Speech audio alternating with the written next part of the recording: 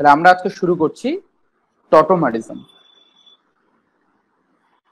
একটা কম্পাউন্ড আছে যেটার নাম হচ্ছে ইথাইল অ্যাসিটো অ্যাসিটেট, যেটাকে আমরা সংক্ষেপে বলবো ইএএ। এটার নাম হচ্ছে ইথাইল অ্যাসিটো অ্যাসিটেট। এই ইএএ কম্পাউন্ডটাকে নিয়ে দুদল সায়েন্টিস্টদের মধ্যে এক ধরনের বচসা হচ্ছিল আর কি। কেউ বলছিল যে এই কম্পাউন্ডটার মধ্যে একটা এ স্টার গ্রুপ আছে আর একটা কিটো গ্রুপ আছে। আর একদল সায়েন্টিস্ট বলছিল যে না, এখানে এ স্টার গ্রুপ আছে, এটা তো ঠিক আছে, কিন্তু এখানে কোনো কিটো গ্রুপ নেই, এখানে একটা অ্যালকোহল গ্রুপ আছে আর একটা ডাবল বন্ড আছে যেটা হচ্ছে ইন।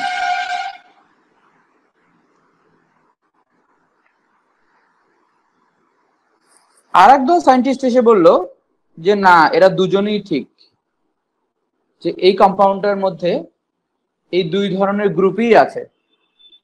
যে কম্পাউন্ডটাকে তাহলে আমরা এইভাবে রিপ্রেজেন্ট করতে পারবো যে ইথাইল অ্যাসিটো অ্যাসিটেট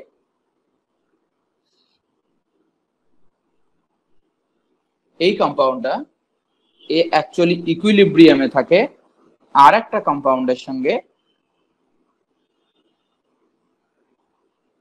যেটা কিনা ওর এনোল ফর্ম আমরা বলবো, এটাকে বলবো এনোল ফর্ম, আর এটাকে আমরা বলবো কিটো ফর্ম। তাহলে এই যে কিটো গ্রুপটা, এই কিটো গ্রুপটার সঙ্গে এই কিটো গ্রুপটা এখানে এই গ্রুপে কনভার্ট হয়েছে, যেটাকে আমরা বলেছি ইনল। ইনল কিভাবে বলেছি? যে ডাবল বন্ড আর OH দুটো একই সঙ্গে আছে, ইন আর অল একসঙ্গে আছে, ওই জন্য এটাকে আমরা বলছি ইনল। তো এরা দুটোই এরকম ইকুইলিব্রিয়ামে আছে, তার মানে এরাও ঠিক আর এই সায়েন্টিস্টের যে গ্রুপটা আছে তারাও ঠিক, দুজনেই ঠিক, কারণ এটা ইকুইলিব্রিয়ামে থাকে। আমাদেরকে জানতে হবে যে এই ইকুইলিব্রিয়ামের মধ্যে, ইকুইলিব্রিয়ামটা অ্যাকচুয়ালি ইকুইলিব্রিয়াম হওয়া মানে যে দুটোই সমান সমান পরিমাণে থাকবে এটাও নাও হতে পারে, কোনো একটা বেশি পরিমাণে থাকতে পারে, কোনো একটা কম পরিমাণে থাকতে পারে, যেটা মোর স্টেবল হবে সেটা বেশি পরিমাণে থাকবে। যাই হোক, তো এখান থেকে মেইন কয়েকটা পয়েন্ট যেগুলো আমরা মনে রাখবো, কি পয়েন্টস যেগুলো হবে আমাদের, সেটা কি দেখো। তাহলে প্রথম যেটা পয়েন্ট হবে এখান থেকে, সে প্রথম পয়েন্টটা হচ্ছে যে এই দুটো কম্পাউন্ডের মধ্যে কিটো আর এনল, এদের মধ্যে রিলেশনটা কি, এরা কি ধরনের কম্পাউন্ড, এই দুটোর মধ্যে রিলেশন কি বলো, এর দুটোর মধ্যে কি রিলেশন? এরা দুটো হচ্ছে আইসোমার। কি ধরনের আইসোমার? যারা চ্যাটে লিখছো তোমরা বলো কি ধরনের আইসোমার। এই দুটোকে আমরা কি ধরনের আইসোমার বলবো? ফাংশনাল আইসোমার বলবো না। দেখো, তাহলে এদেরকে আমরা জেনারেলাইজ যদি ভাবি তাহলে আমরা বলবো যে এটা স্ট্রাকচারাল আইসোমারিজম। তাহলে it is a structural isomerism.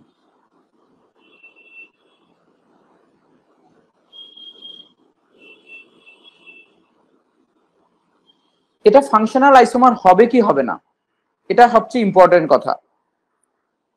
তাহলে টটোমার্স আর নট ফাংশনাল আইসোমার্স, এরা ফাংশনাল আইসোমার্স হবে না। কেন? কারণ functional isomers are not interconvertible. আমি তোমাদের একটা ফাংশনাল আইসোমারের একটা এক্সাম্পল দিচ্ছি। মনে করো CH3 CH2OH এটা আর CH3OCH3, এই যে ইথার আর অ্যালকোহল, এই দুটোকে আমরা কি বলবো? এই দুটোকে আমরা বলবো functional isomer. Functional isomer R not inter convertible, মানে তুমি অ্যালকোহলটাকে ইথারে নিয়ে আসতে পারবে না, এটার মধ্যে কোনো ইকুইলিব্রিয়াম থাকবে না, দে আর নট ইন্টার কনভার্টেবল। কিন্তু এখানে তুমি দেখো, এখানে কিটো ফর্মটা এনল ফর্মে কিন্তু কন্টিনিউয়াসলি কনভার্ট হচ্ছে। তোমরা জানো equilibrium is dynamic in nature, তার মানে keto form is convertible to the enol form, that's why this is not a functional isomerism. এটা সবচেয়ে ইম্পর্টেন্ট পয়েন্ট এখানে। তাহলে tautomers are different from functional isomers. Next point, tautomerism is not functional isomerism. তাহলে টটোমারিজমকে আমরা functional isomerism বলতে পারবো না, as functional isomers having independent existence as functional isomers having independent existence and they do not interconvert and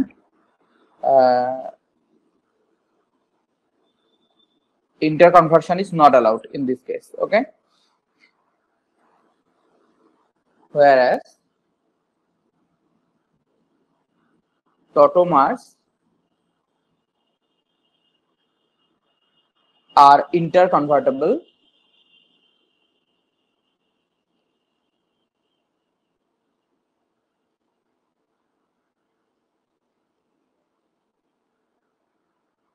and remain in equilibrium.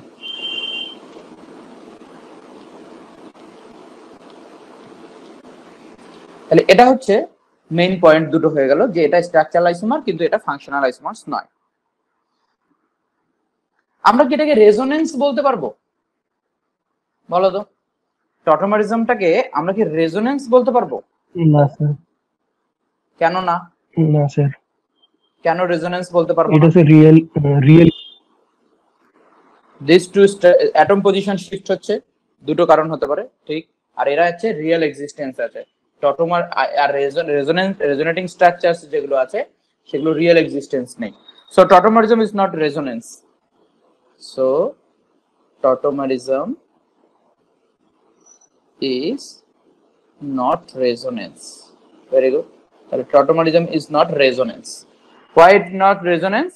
Because tautomerism আর resonance এর মধ্যে যদি আমরা বেসিক ডিফারেন্স গুলো দেখি, তাহলে দেখো আমরা এখানে একটা কলাম বানাই। একদিকে লিখবো আমরা tautomerism, আর একদিকে লিখবো আমরা resonance। tautomerism আর resonance এর মধ্যে বেসিক ডিফারেন্স কি দাঁড়াবে? Basic difference দাঁড়াবে tautomers are real and can be detected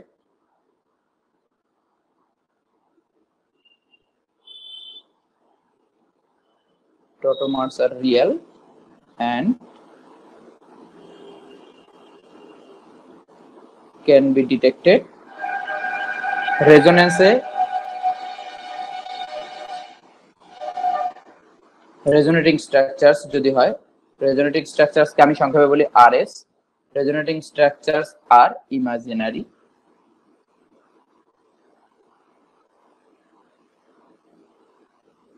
okay, second point, tautomerism में both sigma and pi electrons participate।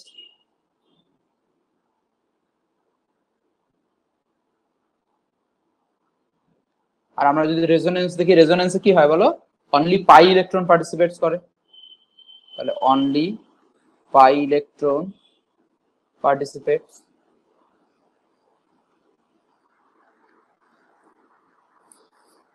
Third point হচ্ছে টটোমারিজমে যদি আমরা দেখি অ্যাটম শিফটিং হয়, atom shifts from one position to another.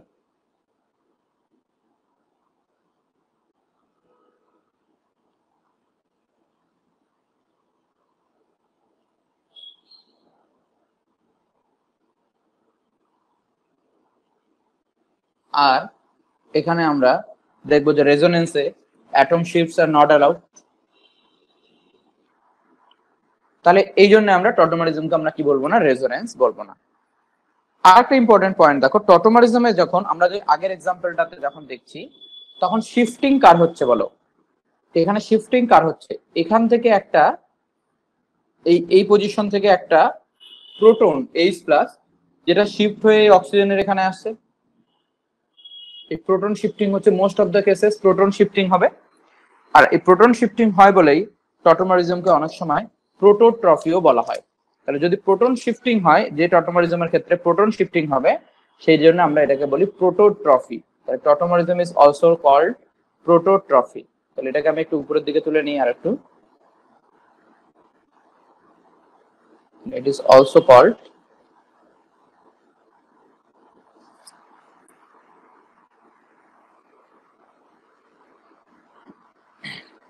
এখানে লেখো পয়েন্টটা tautomerism arises due to shift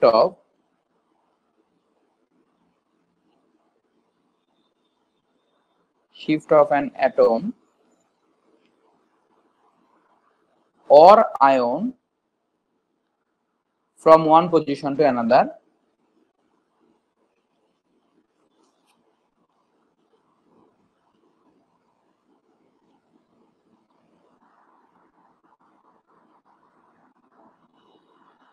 which is mostly H plus.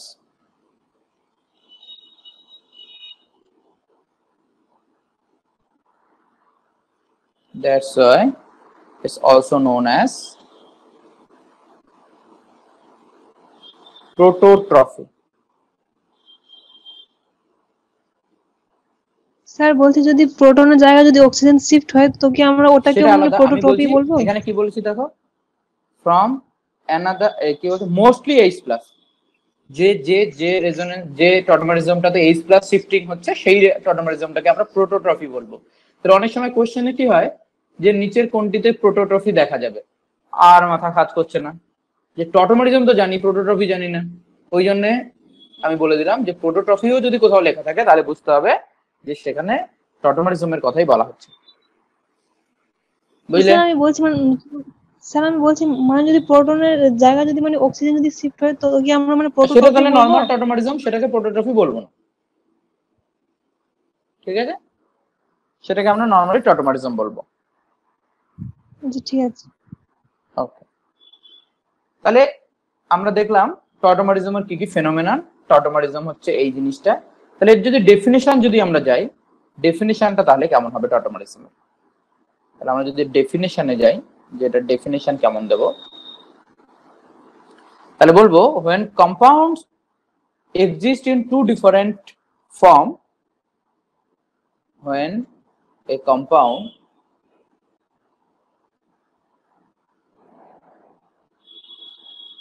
exist in two different forms which are interconvertible,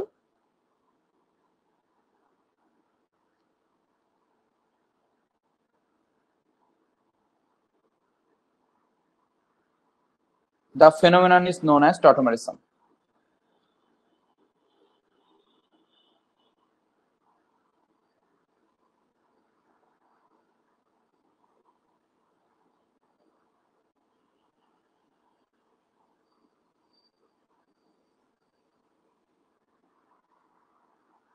And the two structures কি বলি আমরা,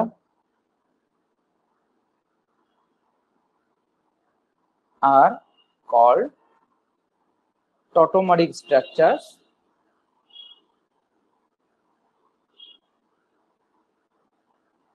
or tautomer.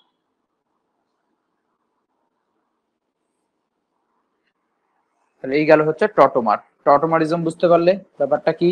Tautomerism resonance নয়, tautomerism functional isomerism নয়, এই দুটো জিনিস কিন্তু ইম্পর্টেন্ট। এবার চলে আসো টাইপ অফ টটোমারিজম।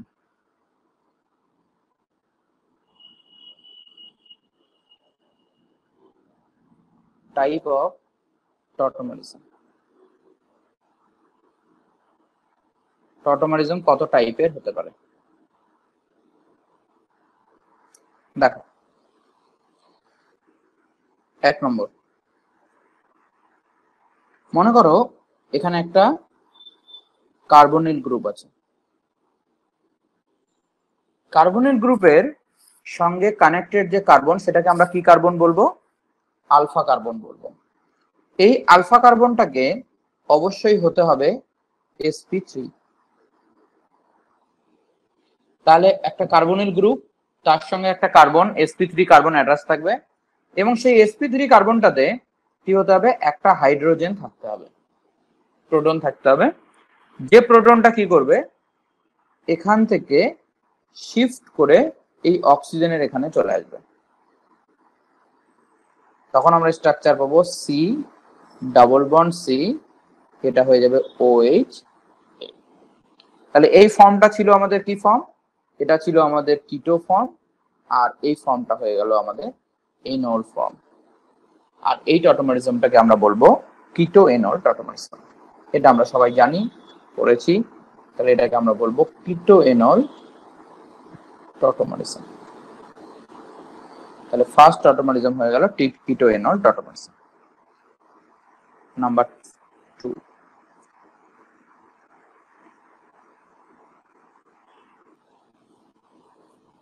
সেকেন্ডটা দেখো। মনে করো তোমার কাছে একটা সায়ানো গ্রুপ আছে, CN। সায়ানো গ্রুপের এই কার্বনের সঙ্গে একটা কার্বন আছে, যে কার্বনটা অবশ্যই হতে হবে কি, অবশ্যই হতে হবে sp3, এবং sp3 কার্বনের সঙ্গে একটা হাইড্রোজেনও আছে। তাহলে এই হাইড্রোজেনটা কি করবে, শিফট করে নাইট্রোজেনের এখানে চলে যাবে।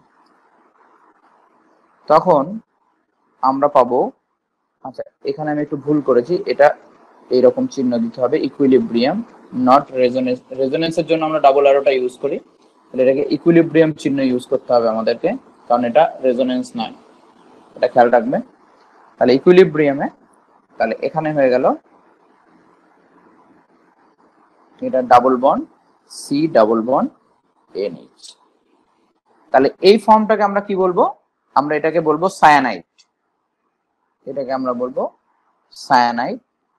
আর এই ফর্মটা আমাদের হবে, এই দেখো এখানে একটা ইন গ্রুপ আছে আর এখানে একটা ইমিন গ্রুপ আছে NH, তাহলে এটাকে আমরা বলবো ইন ইমিন, তাহলে এটা হয়ে যাবে ইন ইমিন। ঠিক আছে, তাহলে এই যে টটোমারিজমটা, এটার নাম কি হবে, এটার নাম হবে সায়ানো ইন ইমিন টটোমারিজম।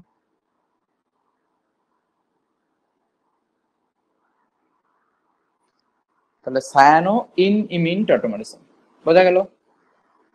নাম্বার 3, এই দুটোকে মুছে দিচ্ছি আমি। নাম্বার 3, মনে করো তোমার কাছে একটা এরকম আছে, দেখো CH ডাবল বন্ড NH, এখানে হাইড্রোজেন। এই গ্রুপটার সঙ্গে একটা কার্বন আছে, যে কার্বনটা হচ্ছে sp3, তার সঙ্গে একটা হাইড্রোজেন আছে। তাহলে এই গ্রুপটার নাম কি, এই গ্রুপটার নাম এখনই আমরা পড়লাম, এই গ্রুপটার নাম কি, ইমিন। এই গ্রুপটার নাম হচ্ছে কি, ইমিন। তাহলে এটাকে কি বলবো, যেহেতু এটা অ্যালকেনের সঙ্গে আছে, এটাকে বলবো অ্যান ইমিন। বরাবর দেখবে অ্যালকেনের সঙ্গে যুক্ত, আগেরটা কি ছিল, ইন ইমিন, এটা কি হবে অ্যান ইমিন। তাহলে অ্যান ইমিন এ কি করবে, তাহলে এখান থেকে হাইড্রোজেনটা শিফট করে এই নাইট্রোজেনের উপরে যাবে। তাহলে তুমি পাবে কি, দেখো তাহলে তুমি পাবে হচ্ছে এখানে একটা ডাবল বন্ড হবে, এটা CH হবে, আর এটা NH2 হয়ে যাবে। তাহলে NH2 গ্রুপকে আমরা কি বলি, অ্যামিন। আর এই গ্রুপটাকে আমরা কি বলি, ইন। তাহলে এটার নাম হবে, এটার নাম হবে ইন অ্যামিন। অনেক সময় আমরা ফ্লোতে অ্যানিমিন ইনিমিন বলে দিই, তাহলে ভালো করে শুনবে, an imine enamine, an imine enamine. তাহলে এই টটোমারিজের নাম হবে অ্যান ইমিন আর enamine tautomerism.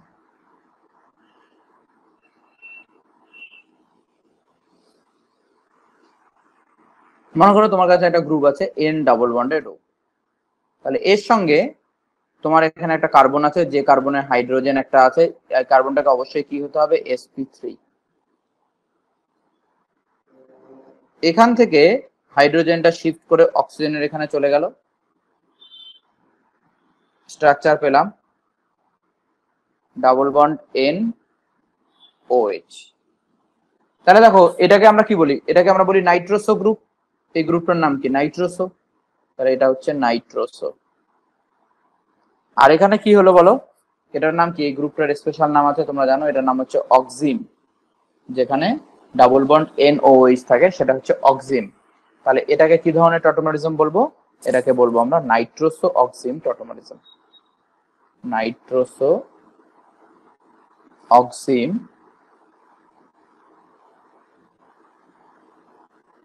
Tautomerism. Okay, next দেখো 5 নম্বর দেখো। মনে করো তোমার কাছে একটা নাইট্রো গ্রুপ আছে N ডাবল বন্ডেড O, তাহলে এখানে O মাইনাস, এটা হচ্ছে প্লাস। নাইট্রো গ্রুপের সঙ্গে এমন কোন কার্বন আছে যে কার্বনটাতে একটা হাইড্রোজেন আছে এবং কার্বনটা sp3, তাহলে এখানকার হাইড্রোজেনটা শিফট করে নাইট্রো OH গ্রুপের সঙ্গে যাবে। তাহলে এখানে আমরা কি পাবো? এখানে আমরা ইকুইলিব্রিয়ামে পাবো হচ্ছে ডাবল বন্ড N, এখানে হয়ে গেল OH, H এখানে শিফট করেছে, আর এখানে হয়ে গেল O মাইনাস প্লাস। তাহলে এটাকে কি বলছি দেখো, এটা হচ্ছে আমাদের নাইট্রো, তাহলে এটা হচ্ছে তোমার কি নাইট্রো গ্রুপ। আর এইখানে এইটাকে আমরা বলি অ্যাসিনাইট্রো। এটাকে অ্যাসিনাইট্রো বলার পেছনে কারণ হচ্ছে এই হাইড্রোজেনটা অ্যাসিডিক নেচার, এই হাইড্রোজেনটা অ্যাসিডিক হয়, ওই জন্য এটাকে বলা হয় অ্যাসিনাইট্রো গ্রুপ। তাহলে একটা নাইট্রো আর অ্যাসিনাইট্রো গ্রুপের মধ্যে টটোমারিজম, ওই জন্য এটার নাম হচ্ছে নাইট্রো অ্যাসিনাইট্রো টটোমারিজম।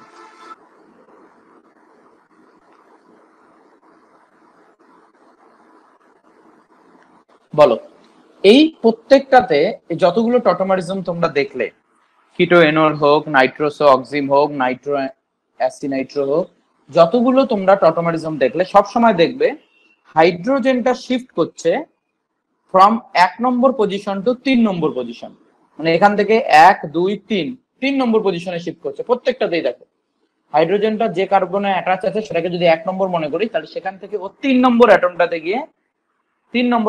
গিয়ে কিন্তু শিফট হচ্ছে। এই জন্য আমরা এটাকে বলি ট্রাইঅডস। তাহলে এই সবগুলোকে আমরা বলি ট্রাইঅডস। ট্রাইঅডস কেন বলি? কারণ এখানে যে H প্লাসের শিফটটা হয়, এই শিফটটা 1 2 3 হয়, 1 3 শিফট হয়। তাহলে টটোমারিজমের ক্ষেত্রে যদি তোমাদের বলা হয় যে শিফটিং এর যে নেচারটা সেটা কেমন, সেটা হচ্ছে 1 3 শিফট। আর একটা টটোমারিজম আছে 6 নম্বরে আমরা লিখবো, যেটাকে আমরা বলি ডায়োডস। সেটা কি? মনে করো HCN এটা আছে, এটা অনেক সময় শিফট করে তোমার এরকম হয়ে যায় HNC, মানে হাইড্রোজেনটা এখান থেকে শিফট করে হাইড্রোজেনটা এই দিকে নাইট্রোজেনে চলে যায়। তাহলে আমরা কি বলবো সেটাকে আমরা বলবো ডায়োডস। তাহলে এখানে শিফটিংটা হচ্ছে 1 2, তাই এটা হচ্ছে ডায়োডস। এটাও কিন্তু টটোমারিজমের মধ্যে, ক্যাটাগরির মধ্যেই পড়বে। বুঝলে? বলো, এই অবধি কারো কোনো কোশ্চেন থাকলে বলো। তাহলে এই 6 নম্বরটা আইসোসায়ানাইড এটা বলা যাবে, সায়ানাইড আইসোসায়ানাইড টটোমারিজম বলা যাবে। 6 নম্বরটাকে সায়ানাইড আইসোসায়ানাইড টটোমারিজম বলা যাবে। ওকে, নেক্সট দেখো, এই টটোমারিজমের কনসেপ্টটা আমি তোমাদের কেন ভালো করে পড়াচ্ছি, কারণ হচ্ছে এটার উপরে বেস করে তোমরা একটা প্রশ্ন পাবে 4 নম্বর একদম কনফার্ম। সুতরাং এটাকে যদি একটু ভালো করে পড়ে নাও, 4 নম্বর একদম কনফার্ম পাবে। দুটো প্রশ্নও আসতে পারে। দেখো এবার নেক্সট পয়েন্ট যেটা আমরা পড়বো সেটা হবে এনোলাইজেবল H। এনোলাইজেবল H, এনোলাইজেবল H কাকে বলবো? যে হাইড্রোজেনটা টটোমারিজমে পার্টিসিপেট করে বা এনোলাইজেশনে পার্টিসিপেট করে, সেটাকে আমরা এনোলাইজেবল H বলবো, এনোলাইজেবল হাইড্রোজেন বলবো। তাহলে the hydrogen which participates in tautomerism.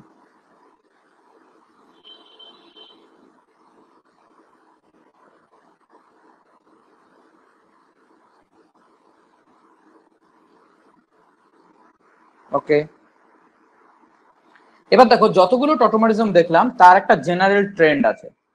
General ট্রেন্ডটা কি? যে মনে করো আমাদের কাছে একটা -M গ্রুপ আছে, আচ্ছা মাইনাস এম গ্রুপ কোনটা হয় তোমরা জানো? মাইনাস এম গ্রুপ কোনটাকে আমরা মাইনাস এম গ্রুপ বলি? যেমন ধরো এখানে CHO minus M group, CO minus M group, NO minus M group, NO2 minus M group,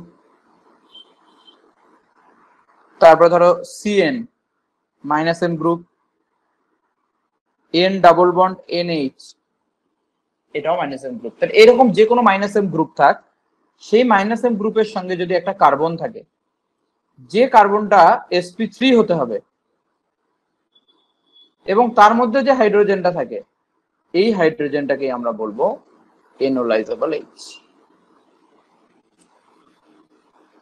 তাহলে আমরা দেখলাম কি, দেখো আমাদের যতগুলো নাইট্রো গ্রুপ, আমাদের যতগুলো টটোমারিজমের ক্যাটাগরি এর আগে আমরা দেখলাম, প্রত্যেকটা ক্যাটাগরিতেই দেখবে একটা মাইনাস এম গ্রুপ আছে আর তার সঙ্গে কানেক্টেড একটা কার্বন আছে, যে কার্বনটা sp3 কার্বন, এবং সেই কার্বনের সঙ্গে যে হাইড্রোজেনটা থাকছে সেই হাইড্রোজেনটাকে আমরা এনোলাইজেবল হাইড্রোজেন বলবো, যদি সেই কার্বনটা sp3 হয়।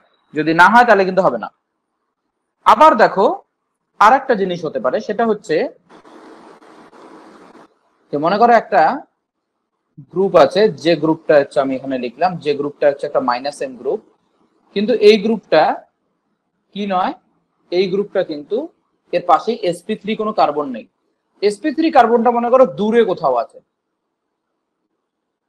sp3 কার্বনটা দূরে কোথাও আছে এবং তার উপর হাইড্রোজেন আছে। এই হাইড্রোজেনটাকেও এনোলাইজেবল বলা হবে, এই হাইড্রোজেনটাকেও এনোলাইজেবল বলা হবে যদি কিনা এই হাইড্রোজেনটা এর সঙ্গে কনজুগেশনে থাকে।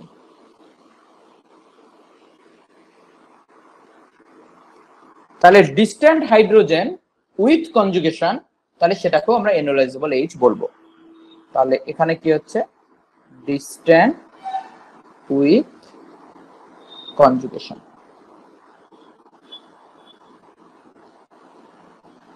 বুঝলাম? তার মানে যদি হাইড্রোজেনটা দূরে থাকে, কাছেই নেই, এখানে তখন কি আছে দেখো, এম গ্রুপের সঙ্গে ডিরেক্টলি অ্যাটাচড কার্বন, সেটা sp3। কিন্তু এখানে দেখো যেটা মাইনাস এম গ্রুপ, তার সঙ্গে ডিরেক্টলি অ্যাটাচড কার্বনটা sp3 নয়, কিন্তু দূরে কোনো একটা কার্বন আছে যেটা sp3, তার উপর যে হাইড্রোজেনটা আছে সেই হাইড্রোজেনটা যদি কনজুগেশনে থাকে ওই গ্রুপটার সঙ্গে, তাহলে সেই হাইড্রোজেনটাকেও আমরা কি বলবো, এনোলাইজেবল H বলবো। Is that clear? তাহলে কোনটাকে আমরা এনোলাইজেবল H বলবো, ক্লিয়ার? Yes sir. যদি কোনো কম্পাউন্ডের মধ্যে এনোলাইজেবল H থাকে, তাহলে তার ক্ষেত্রে টটোমারিজম ব্যাপারটাকে আমরা দেখতে পাবো। আর সেকেন্ড হচ্ছে যে কতগুলো এনোলাইজেবল H আছে সেটাও কাউন্ট করতে বলতে পারে, তোমাদের বলতে পারে যে এই কম্পাউন্ডের মধ্যে বলো যে কতগুলো এনোলাইজেবল H আছে, number of enolizable H in the following compound. তাহলে এখানে আমরা এবার কতগুলো এক্সাম্পল নেব এবং তোমরা বলবে যে সেগুলোর কোনটার ক্ষেত্রে আমরা কটা এনোলাইজেবল H পাচ্ছি। এক্সাম্পল নাম্বার 1, মনে করো আমি নিলাম HCHO, বলো তো এনোলাইজেবল H কটা আছে? 0 0 স্যার, একটাও নেই। এনোলাইজেবল H 0। এনোলাইজেবল H যদি 0 হয় তাহলে টটোমারিজম হবে না স্যার, হবে না। তাহলে এখানে হচ্ছে এনোলাইজেবল H আর এখানে হচ্ছে টটোমারিজম হবে না। ঠিক আছে, 2 নম্বর এক্সাম্পল। মনে করো আমি লিখলাম CH3CHO, কটা এনোলাইজেবল H?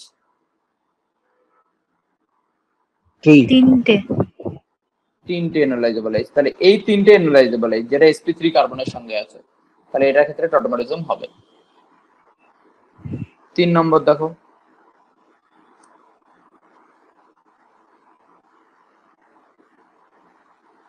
এটাতে কতগুলো এনোলাইজেবল H? 6টা। কটা? 6টা। দেখো এইদিকে 3টে sp3 কার্বন, এইদিকে 3টে sp3 কার্বনের সঙ্গে আছে, তাহলে এইখানে দুটো আমরা পাবো যেখানে এনোলাইজেবল H 6টা হবে, তাহলে এর ক্ষেত্রেও টটোমারিজম আমরা পাবো। 4 নম্বর দেখো,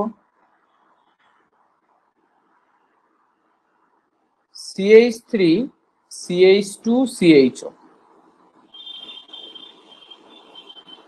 অ্যানালাইজেবল এইচ 2 দুটা। দুটো, শুধু এই দুটোই হবে? এই এখানকার যে তিনটে আছে ওই তিনটে তো পরের কার্বনে, ডিরেক্টলি অ্যাটাচড sp3 কার্বনে দেখতে হবে, তাহলে এখানে দুটো, তাহলে এখানেও টটোমারিজম হবে। 5 নম্বর,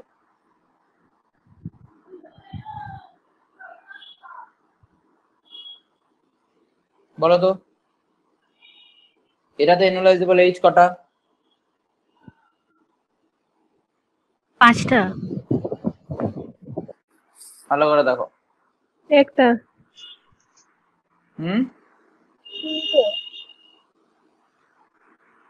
1। বলো। 4টে 4টে। 4টে। 4টে কোথায় হলো? অ্যানালাইজেবল এইচ হতে গেলে কি রকম হাইব্রিডাইজড কার্বনের উপরে থাকতে হবে? তা 3টে হবে। ও 3টে হবে 3টে। স্যার, 3টে। তিনটে হবে, তাহলে ওকে sp3 হাইব্রিডাইজড কার্বনের উপরে থাকতে হবে, এটা তো বুঝতে হবে আগে। আর এখানে এখানে ডিরেক্টলি sp3 নেই, কিন্তু sp3টা যেখানে আছে সেটা আবার কনজুগেশনে আছে CH এর সঙ্গে, মানে মাঝে একটা ডাবল বন্ড আছে, কনজুগেশনে থাকলে তার ক্ষেত্রে টটোমারিজম কি হবে?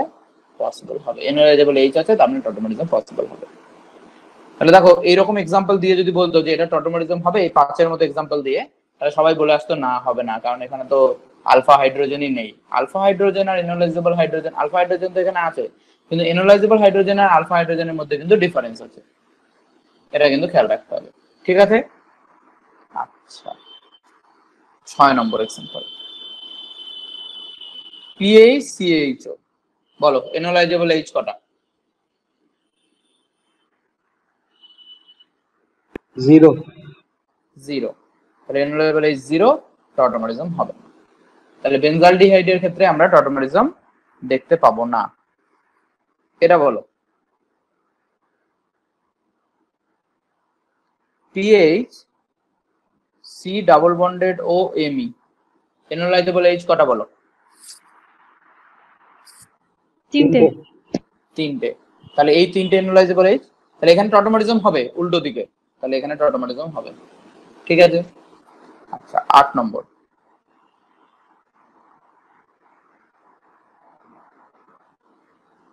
PaCOPH।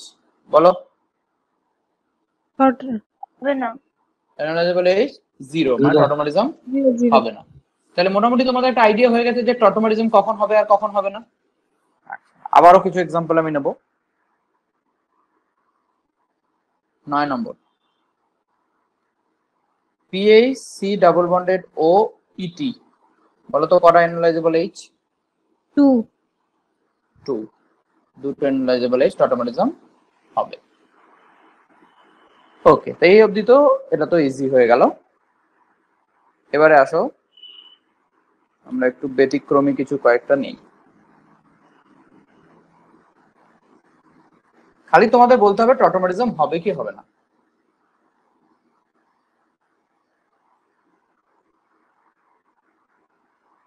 কত অবধি হলো? 10 অবধি, তাই না?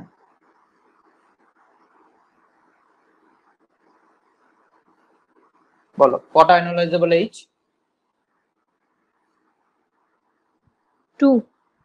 4। 4। দুদিকেই আছে তো সিও গ্রুপের। ঠিক আছে, তাহলে টটোমারিজম হবে। নাম্বার 12,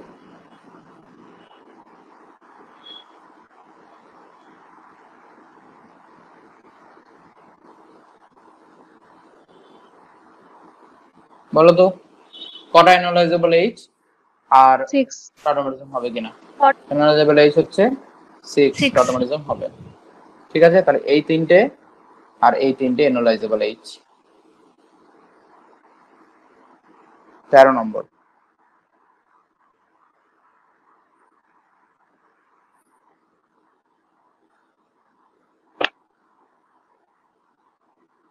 বলো এনালাইজেবল এইচ কটা?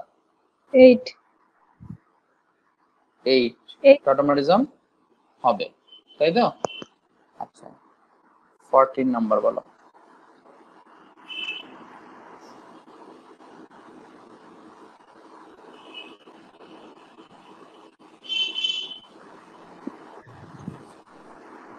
এনালাইজেবল এইচ 4।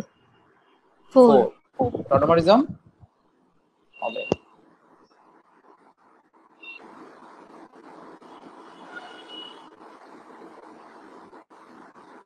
এনালাইজেবল এইজ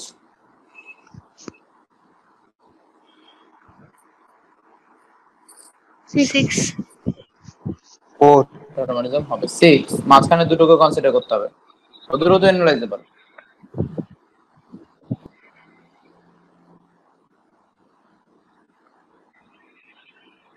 এনালাইজেবল এইজ স্যার ওটা সাইক্লোহেক্সেন মানে হ্যাঁ সাইক্লোহেক্সেন। 4 এনালাইজেবল এইজ 4 0 এনালাইজেবল এইজ কত বলো এটাতে? 0 0 টটোমারিজম হবে না। তাহলে একবার প্রশ্ন এই চারটে অপশন দিয়ে দিয়েছিল, which of the following will show tautomerism, will not show tautomerism. তাহলে এখানে অ্যান্সার হতো এটা, এটা টটোমারিজম শো করবে না। বুঝেছি?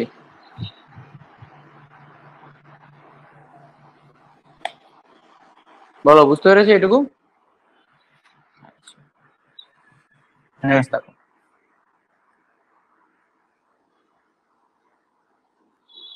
সতেরো নম্বর। যদি এইরকম পজিশনে কিটো গ্রুপ আছে মনে করো, আর এখানে হাইড্রোজেন আছে, এই হাইড্রোজেনটা তো sp3 কার্বনেই আছে, এই কার্বনটা তো sp3 তাই না, এখানকার কার্বনটা sp3 তো ওই কার্বনে আছে, কিন্তু এই হাইড্রোজেনটা আমরা এনোলাইজেবল বলবো কি বলবো না বলো দেখি? না স্যার বলবো না। দিস ইজ নট এনোলাইজেবল এইচ, যদিও সেটা sp3 কার্বনের মধ্যেই আছে, তো দিস ইজ নট এনোলাইজেবল এইচ, কারণ এটা ব্রেডস রুল অনুযায়ী ওখানে ডাবল বন্ড তৈরি করতে পারবে না, মানে এনোল ফর্ম তৈরিই হবে না। তাহলে এটার ক্ষেত্রে কি হবে, এনোলাইজেবল এইচ থাকা সত্ত্বেও এটার ক্ষেত্রে টটোমারিজম হবে না। বুঝলাম? আচ্ছা এটা বলো দেখি।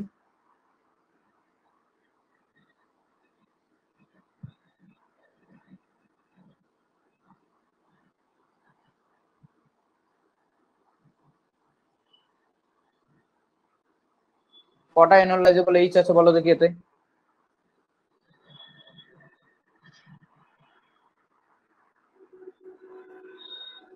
তিনটে। ভালো করে দেখে বলো। 4 4টে। র্যান্ডমলি বলবে না। এই এই কার্বন, এইটা হচ্ছে আমার গ্রুপ -n গ্রুপ, এর সাথে ডিরেক্টলি কানেক্টেড sp3 কার্বন কোনটা কোনটা? এই একটা sp3 কার্বন, এই একটা sp3 কার্বন। এই হাইড্রোজেনটাকে এনোলাইজেবল এইচ বলবো কি বলবো না? একটা হবে। এই বলবো না। হাইড্রোজেনটাকে এনোলাইজেবল এইচ বলবো না। তাহলে এখানে যে হাইড্রোজেনটা আছে সেটাকে তো বলবো। হুম। আর এখানে হবে এনোলাইজেবল এইচ একটা হবে এবং এর টটোমারিজম হবে। বুঝলাম?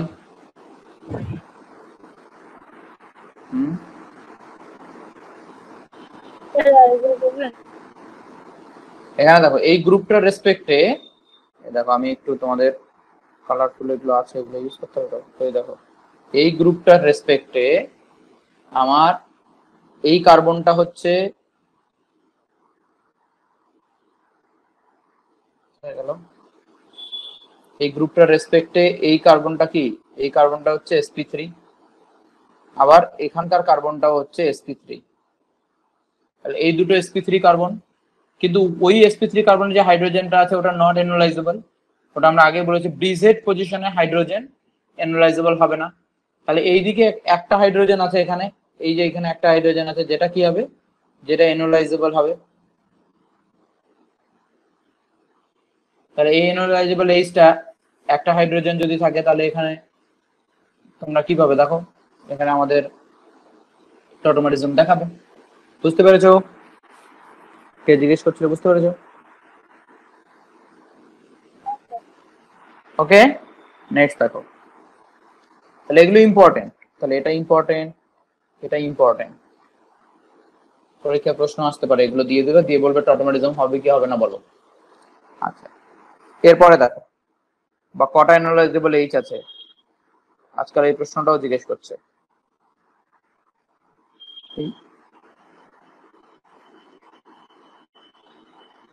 দেখো আমি আর একটা এক্সাম্পল নিচ্ছি, বলো তো এটাতে কটা এনোলাইজেবল এইচ আছে?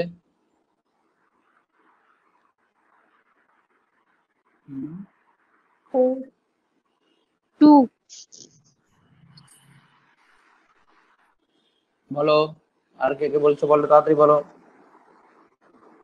রেসপন্স করো। কটা এনোলাইজেবল এইচ আছে? স্যার 4টে। 4টে এনোলাইজেবল এইচ আছে। তাহলে এখানে দুটো দুটো এনোলাইজেবল এইচ, হ্যাঁ, একটা আর এই দুটো কনজুগেশন। এনোলাইজেবল এইচ বলবো না, কারণ এই দুটো তো কনজুগেশনে আছে, ডাইরেক্টলি কানেক্টেড নেই, কিন্তু এই সিও গ্রুপের সঙ্গে তো কনজুগেশনে আছে। তাহলে আমরা সিও গ্রুপের সঙ্গে কনজুগেশনে থাকা হাইড্রোজেন গুলোকেও তো, যদি সেটা sp3 কার্বনের উপর থাকে সেটাকেও তো এনোলাইজেবল এইচ বলছি। তাহলে এখানে 4টে এনোলাইজেবল এইচ আছে এবং এটা টটোমারিজম এটা দেখাবে। 20 মনে করো আমি এরকম একটা এক্সাম্পল নিলাম, টটোমারিজম দেখাবে কি দেখাবে না বলো? হ্যাঁ কটা স্যার দেখাবে। এনালাইজেবল এইচ আছে আর দেখাবে কি দেখাবে না? দুটো এনালাইজেবল এইচ আর দেখাবে। তাহলে দুটো এনালাইজেবল এইচ আছে, এনালাইজেবল এইচ যদি থাকে তাহলে টটোমারিজম দেখাবে। ঠিক আছে, এ 21 বলো দেখি।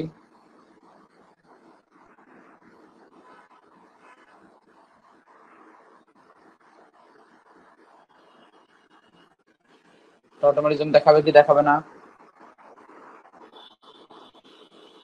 হ্যাঁ স্যার দেখাবে। তাহলে এখানে একটা হাইড্রোজেন এখনো আছে তো, হ্যাঁ টটোমারিজম একটা হাইড্রোজেন আছে, এটাও টটোমারিজম দেখাবে। 22 এর এক্সাম্পলটা দেখো।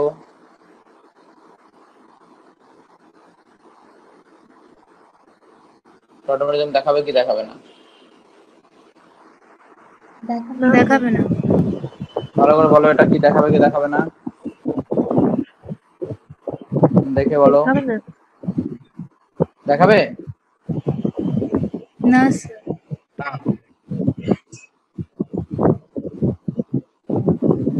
এটা টটোমারিজম দেখাবে না স্যার। না স্যার। এখানে 0, তাহলে টটোমারিজম দেখাবে না। তাহলে একবার এরকম একটা প্রশ্ন এসেছিল, এটাকে নিয়েছিল আর এটাকে নিয়ে এমসিকিউ সলভ করবে, দেখবে পাবে এই প্রশ্নটা। হ্যাঁ, যে বলেছিল যে এদের মধ্যে কোনটা টটোমারিজম দেখাবে না, তাহলে এটা অ্যান্সার হতো। আচ্ছা, আবার দেখো, এই অবধি গেল। আরো এক্সাম্পল দেখাই, ডিফারেন্ট এক্সাম্পল, যত ডিফারেন্ট এক্সাম্পল দেখবে তত কনসেপ্ট ক্লিয়ার হবে। হ্যাঁ, আর পরীক্ষায় তোমরা দেখবে এমসিকিউ যখন সলভ করবে, আমি যে এক্সাম্পল গুলো নিচ্ছি এই এক্সাম্পল গুলোই তোমরা কমন হিসাবে পাবে, তখন সুবিধা হয়ে যাবে। ওই জন্য বেশি বেশি করে এক্সাম্পল সলভ করতে হবে, একই জিনিস অনেকগুলো টাইপে সলভ করতে হবে। কত অবধি হয়েছিল? 20 অবধি, তাই তো? 23 যাবো। আমি নিলাম এই রকম একটা, এটা হচ্ছে নাইট্রোজেন, আর এই নাইট্রোজেনের সঙ্গে একটা এইচ আছে। আমাকে বলো তো এই এইচটাকে এনোলাইজেবল এইচ বলা যাবে কিনা?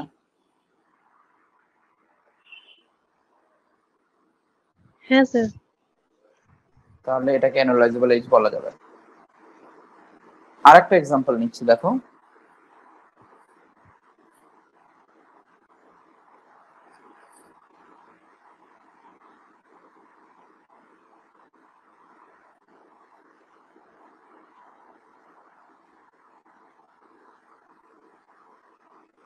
এই হাইড্রোজেনটাকে এনোলাইজেবল এইচ বলা যাবে কি যাবে না?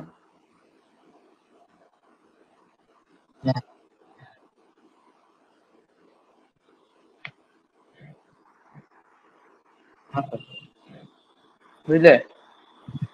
এই দুটোকেই এনোলাইজেবল এইচ বলা যাবে।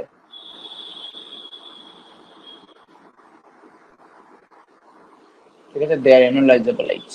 That's why phenol is called phenol. This is actually enol. ঠিক আছে, তাহলে দেখো এখানে কি হচ্ছে, এই হাইড্রোজেনটা এখান থেকে শিফট করে এখানে ডাবল বন্ড করবে, কনজুগেশন করবে, এই OH এ চলে যাবে। তাহলে তুমি এখানে এনল পেয়ে যাবে, ডাবল বন্ড হয়ে গেল, একটা OH হয়ে গেল। এখানে যদি দেখি তাহলে এটা শিফট করে যাবে, ওই জন্য এখানে আমি রেজোনেন্স চিহ্ন দিতে পারবো না, কারণ এটা রেজোনেন্স নয়। তাহলে এখানে এন থাকবে, এটা ডাবল বন্ড হবে, এখানে ডাবল বন্ড হবে, আর এখানে ও এইচ হয়ে যাবে।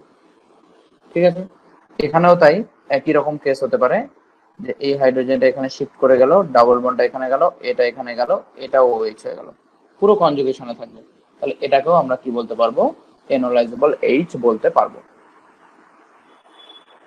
তাহলে এই দুটোর ক্ষেত্রেই টটোমারিজম আমরা দেখতে পাবো। তাহলে এইটার ক্ষেত্রে বলতো টটোমারিজম দেখতে পাবো কিনা?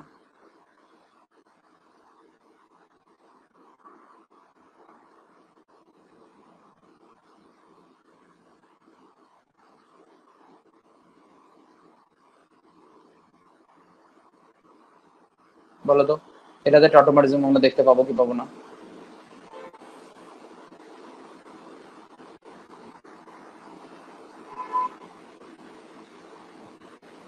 দেখতে পাবো। দেখতে পাবো, হ্যাঁ স্যার কারণ হবে। এই হাইড্রোজেনটা এনোলাইজেবল এইচ হবে, এই হাইড্রোজেনটা এখানে ডাবল বন্ড করবে আর এটা ও এইচ হয়ে যাবে। তাহলে এই ক্ষেত্রে আমরা এটাতেও টটোমারিজম দেখতে পাবো। ঠিক আছে, ওকে। তাহলে এরপরে আমরা আবার আসবো বিভিন্ন এক্সাম্পল, আবার যখন টাইপ গুলো পড়বো তখন আবার কিছু এক্সাম্পলকে আমরা দেখবো। তোমরা আমাকে শুধু এটাতে বলো যে এখানে কতগুলো এনোলাইজেবল এইচ আছে।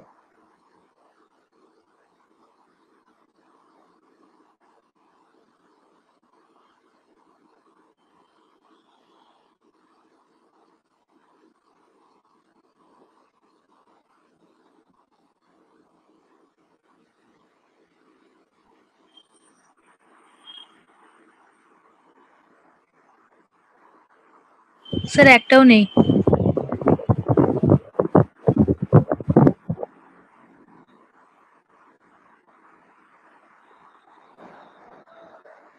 স্যার তিনটে। দেখো 6 কটা? 6 তিনটে না। স্যার।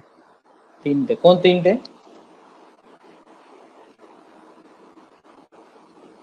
ডবল কোন বন্ডের তিনটে সাথে হবে? CH ডাবল বন্ডের সঙ্গে এই তিনটেই হবে এনোলাইজেবল এইচ। দেখো এখানকার যে CH3টা আছে, এই CH3টা এখানকার হাইড্রোজেন গুলো আমার এম গ্রুপ কোনটা? Minus M group. এটা CH গ্রুপটা মাইনাস এম গ্রুপ। তাহলে এখানকার যে CH3 যে হাইড্রোজেন গুলো আছে সেটা কি এই CH এর সঙ্গে কনজুগেশনে আছে? নেই। আর এখানে হাইড্রোজেন থাকলে হতো, কিন্তু এখানে হাইড্রোজেনের সঙ্গে এটা কনজুগেশন, এখানে তো হাইড্রোজেনই নেই, তো কনজুগেশনে নেই। CH3 যে হাইড্রোজেন গুলো আছে এগুলো দেখো single bond single bond single bond single bond, মানে কনজুগেশন নয়। এখানেও দেখো সিঙ্গেল বন্ড সিঙ্গেল বন্ড, তাহলে কনজুগেশন নয়। এখানে একমাত্র আছে single bond double bond single bond, তাহলে এখানে কনজুগেশনে আছে। ওই যেটা ওই তিনটে হাইড্রোজেনই কনজুগেশনে থাকবে এবং ওদেরকে আমরা কনসিডার করবো অ্যাজ কি বলো? এনোলাইজেবল এইচ। তাহলে এটা টটোমারিজম কিন্তু দেখাবে। দেখো তাহলে এত দূর অবধি তোমরা বুঝলে তোমাদের টটোমারিজম কি, কখন দেখাবে কখন দেখাবে না, কম্পাউন্ড দেখেই তুমি বলে দিতে পারবে যে কম্পাউন্ডটা টটোমারিজম দেখাবে কি দেখাবে না। ঠিক আছে, নেক্সট।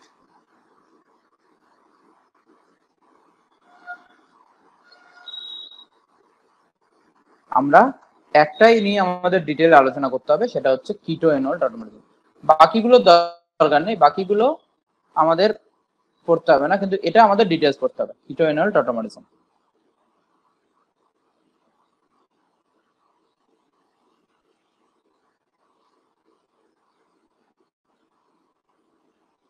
তো কিটো এনল টটোমারিজম সম্পর্কে অলরেডি আমরা যেটুকু জেনেছি সেটুকু আরেকবার আমি এখানে রিপিট করছি।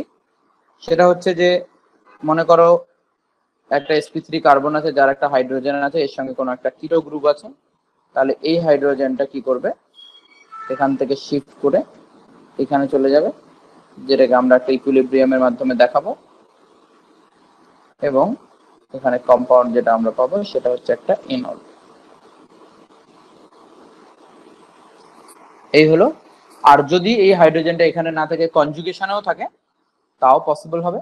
ফর এক্সাম্পল এরকম, যে মনে করো এখানে একটা এইচ আছে sp3 কার্বনে, যেটা কার্বনের ডাবল বন্ড তারপরে ও আছে, এরকম একটা সিচুয়েশন আছে।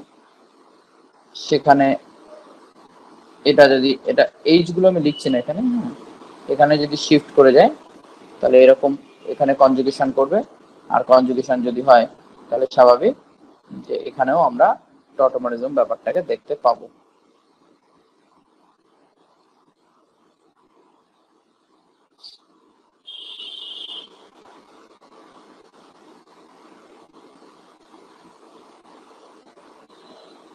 বাকি হাইড্রোজেন গুলো লিখিনি, এটা লিখেই দিই।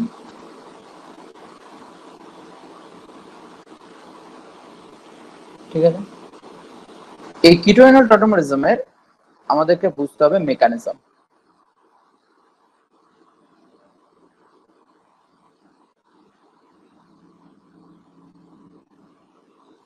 কি করে মেকানিজমটা বুঝতে হবে দেখো, মনে করো আমি এরকম সিচুয়েশন নিলাম, CH3 C ডাবল বন্ডেড ও আর এরকম একটা কিটোন নিলাম যার এখানে এনোলাইজেবল H আছে এবং এটা এনোলে কনভার্ট হবে, এনোলে কনভার্ট হলে হয়ে যাবে CH2 double bond COH।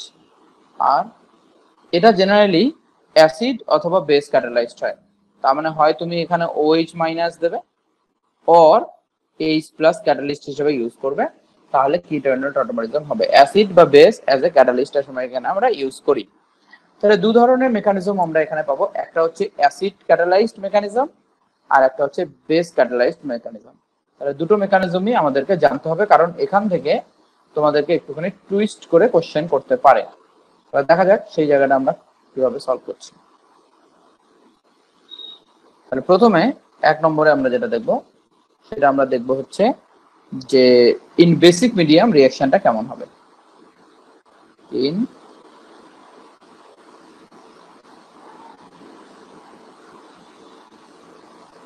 Basic medium, basic মিডিয়ামে কেমন হবে দেখো। তাহলে এখানে হয়ে গেল CH2 C double bonded O R, তাহলে এখানে হচ্ছে তোমার সেই এনোলাইজেবল H। এবার আমরা এখানে বেস দিয়েছি, বেস কি করবে, বেস এই এনোলাইজেবল Hটাকে নিয়ে নেবে। এনোলাইজেবল Hটাকে কেন নিয়ে নেবে, কারণ এনোলাইজেবল Hটা হচ্ছে অ্যাসিডিক ইন নেচার, তাহলে এটা হচ্ছে অ্যাসিডিক ইন নেচার কারণ একটা -M গ্রুপ ডাইরেক্টলি অ্যাটাচ আছে। তাহলে এখান থেকে প্রথম স্টেপেই বেস যখন নিয়ে নেবে তখন আমরা প্রথম স্টেপে পাবো এটা যে একটা অ্যানায়ন, সেই অ্যানায়নটা কোনটা, CH2 negative C double bonded O R, এটাকে বলা হয় এনোলেট আয়ন। কি বলা হবে, এনোলেট আয়ন। এবার এই অ্যানায়নটাতে আবার রেজোনেন্স হবে, অ্যানায়নটাতে রেজোনেন্স হলে এখানে পাবে তুমি CH2 double bond C O negative আর এখানে হয়ে যাবে R। এই অ্যানায়নটার নাম হচ্ছে এনোলেট আয়ন। এই এনোলেট আয়নটা ফার্দার কি হবে, ওয়াটার থেকে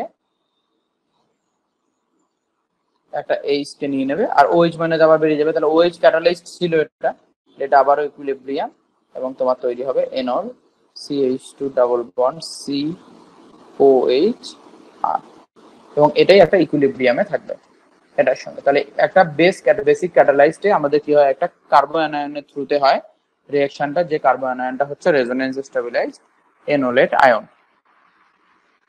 যদি এটা অ্যাসিডিক মিডিয়ামে হয় তাহলে সেক্ষেত্রে কিরকম হয় সেটা দেখো। ইন অ্যাসিডিক মিডিয়াম,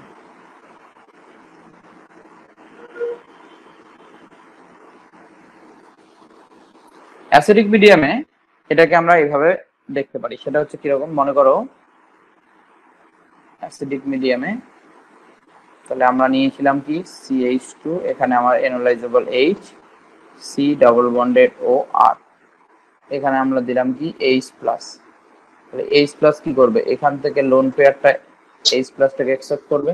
প্রথমে যদি আমরা অ্যাসিড ক্যাটালাইজড করি তাহলে এখানে তৈরি হবে হচ্ছে CH2H আর এখানে হয়ে যাবে C double bonded OH plus আর আর আর এটার আবার রেজোনেন্স হতে পারে, এইটা কিন্তু রেজোনেন্স, তাহলে এখানে রেজোনেন্স হতে পারে, তাহলে CH2 C এটা OH হয়ে গেল, এখানে কার্বোক্যাটায়ন হয়ে গেল, এটা R আর এখানে H।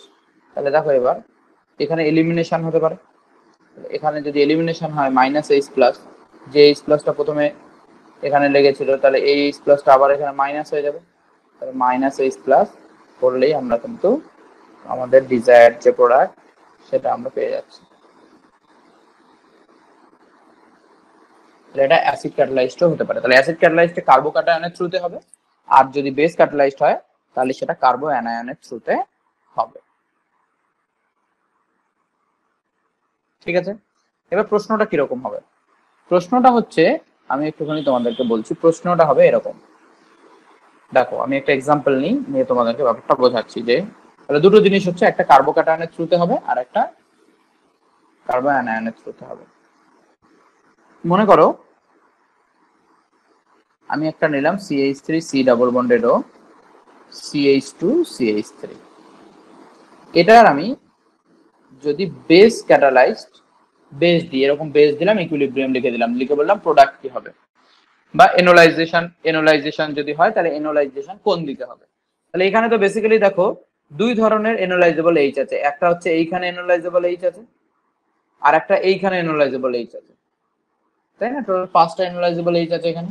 তাহলে এবার এনোলাইজেশনটা কোন দিকে হবে, তার মানে দুটো প্রোডাক্ট হওয়ার প্রবাবিলিটি আছে, একটা হচ্ছে লেফট হ্যান্ড সাইডে ডাবল বন্ড হবে, একটা রাইট হ্যান্ড সাইডে ডাবল বন্ড হবে সিও গ্রুপের রেসপেক্টে। তাহলে বলো কোন দিকে হবে? লেফট হ্যান্ড সাইডে। কেন? কারণ ওখানে 3টে আছে এনালাইজেবল হাইড্রোজেন। 3টে থাকলে না, বেস ক্যাটালাইজড হলে কি হবে, কার্বো অ্যানায়নের থ্রুতে হবে। এবং কার্বো অ্যানায়ন কোথায় বেশি স্টেবল হবে, এইখানে বেশি স্টেবল হবে না এইখানে বেশি স্টেবল হবে? অবশ্যই লেফট হ্যান্ড সাইডে 1 ডিগ্রি কার্বো অ্যানায়ন, সেটা বেশি স্টেবল হবে। তাহলে কার্বো অ্যানায়ন যেদিকে বেশি স্টেবল হবে সেই দিকে এনোলাইজেশন হবে। তার মানে এখানে প্রোডাক্ট হয়ে যাবে হচ্ছে CH2 double bond C OH CH2 CH3। এবার আমাকে বলো তো, হ্যাঁ স্যার বলছি বলো। লেফট সাইডে তো এনালাইজেবল হাইড্রোজেন বেশি আছে, তো এজন্য লেফট সাইড বলতে পারবো না। না না, বেশি কমের ব্যাপার নেই, এখানে যেটা বেশি অ্যাসিডিক, কোন হাইড্রোজেন গুলো বেশি অ্যাসিডিক, বেস সেখান থেকে হাইড্রোজেন নেবে, তাই না? যদি আমরা H+ দিই, অ্যাসিড ক্যাটালাইজড করি রিঅ্যাকশনটাকে, তাহলে কি হবে? আমরা যদি অ্যাসিড ক্যাটালাইজড করি তাহলে কার্বোক্যাটায়নের থ্রুতে হবে। তাহলে সেই ক্ষেত্রে আমরা কার্বোক্যাটায়নের থ্রুতে, মানে এখানে কার্বোক্যাটায়ন হবে আর পরে এখান থেকে হাইড্রোজেনটা যাবে সেটজেফ রুল অনুযায়ী, দেখবে তোমরা এলিমিনেশন রিঅ্যাকশনে পড়েছো। তাহলে এক্ষেত্রে প্রোডাক্ট তোমরা পাবে OH double bond CH CH3। তাহলে এইখানে মনে রাখতে হবে, তাহলে এটা লেস ক্রাউডেড থেকে হবে বেসিক মিডিয়ামে, লেস ক্রাউডেড থেকে হবে অ্যাসিডিক মিডিয়ামে, মোস্ট ক্রাউডেড পজিশন থেকে অ্যানালাইজেবল এইচটা যাবে। ঠিক আছে? এবার পরীক্ষায় কি ধরনের প্রশ্ন এসেছিল দেখো, পরীক্ষায় এরকম একটা প্রশ্ন আসে, সেটা হচ্ছে এরকম বলে যে এখানে ডাবল বন্ড O আছে আর এখানে CH3 আছে, বলছে যে যদি এটাকে আমরা বেসিক মিডিয়ামে করি তাহলে কি প্রোডাক্ট হবে, বলো। বেসিক মিডিয়ামে যদি আমরা করি তাহলে কি ধরনের প্রোডাক্ট হবে? তাহলে কোন দিকে যাবে ডাবল বন্ডটা, লেফট না রাইট বলো? লেফট। লেফটে যাবে, যেদিকে কার্বন আয়ন বেশি স্টেবল হবে, তাহলে এটা প্রোডাক্ট লিখতে হবে। আর যদি এটা পরীক্ষা এসেছিল, ঠিক আছে, এটা পরীক্ষা এসেছিল, আচ্ছা এটাকেই যদি আবার আমরা যদি উল্টোটা যদি দিত পরীক্ষায়, যদি মনে করো H+ মিডিয়ামে দিত, তাহলে আমাকে প্রোডাক্ট লিখতে হতো কি, তাহলে আমাকে তখন প্রোডাক্ট লিখতে হতো ডাবল বন্ড এইদিকে। ঠিক আছে, বলো এটুকু বুঝতে পেরেছি? তাহলে এটা গেল হচ্ছে মেকানিজম কিভাবে এনোলাইজেশন হয় কিটো এনোলের ক্ষেত্রে, সেটা এনোলেট আয়নের থ্রুতেও হতে পারে অথবা একটা কার্বোক্যাটায়ন ইন্টারমিডিয়েটের থ্রুতেও হতে পারে।